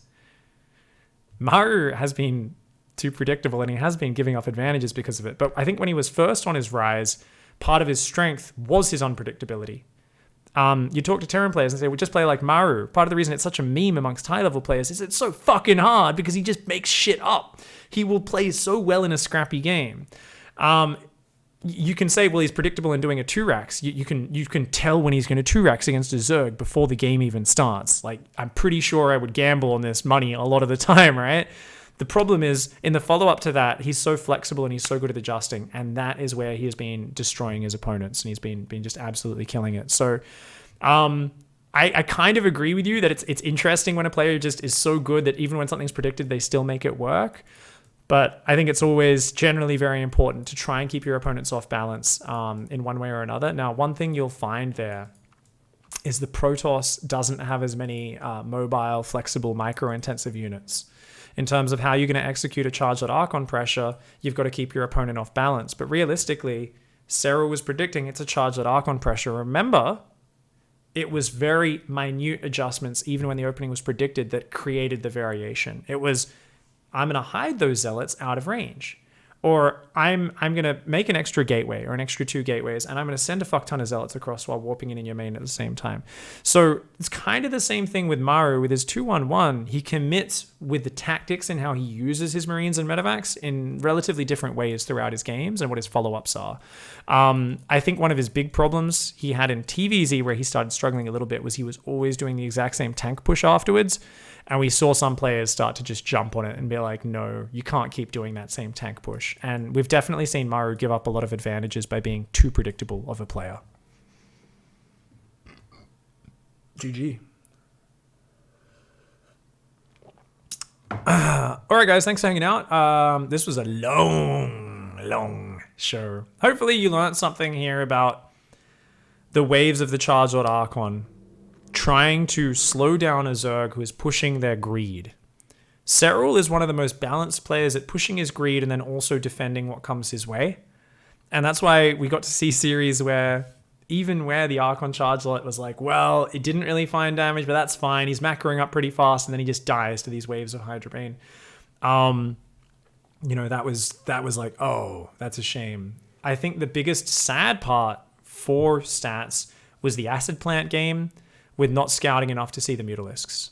I think not spotting the Spire early and getting that preparation up lost him a bit of momentum in that series, and from there, I think Serral kind of ran away with it. Guys, thank you very much for hanging out. Appreciate the support, and we'll catch you next time.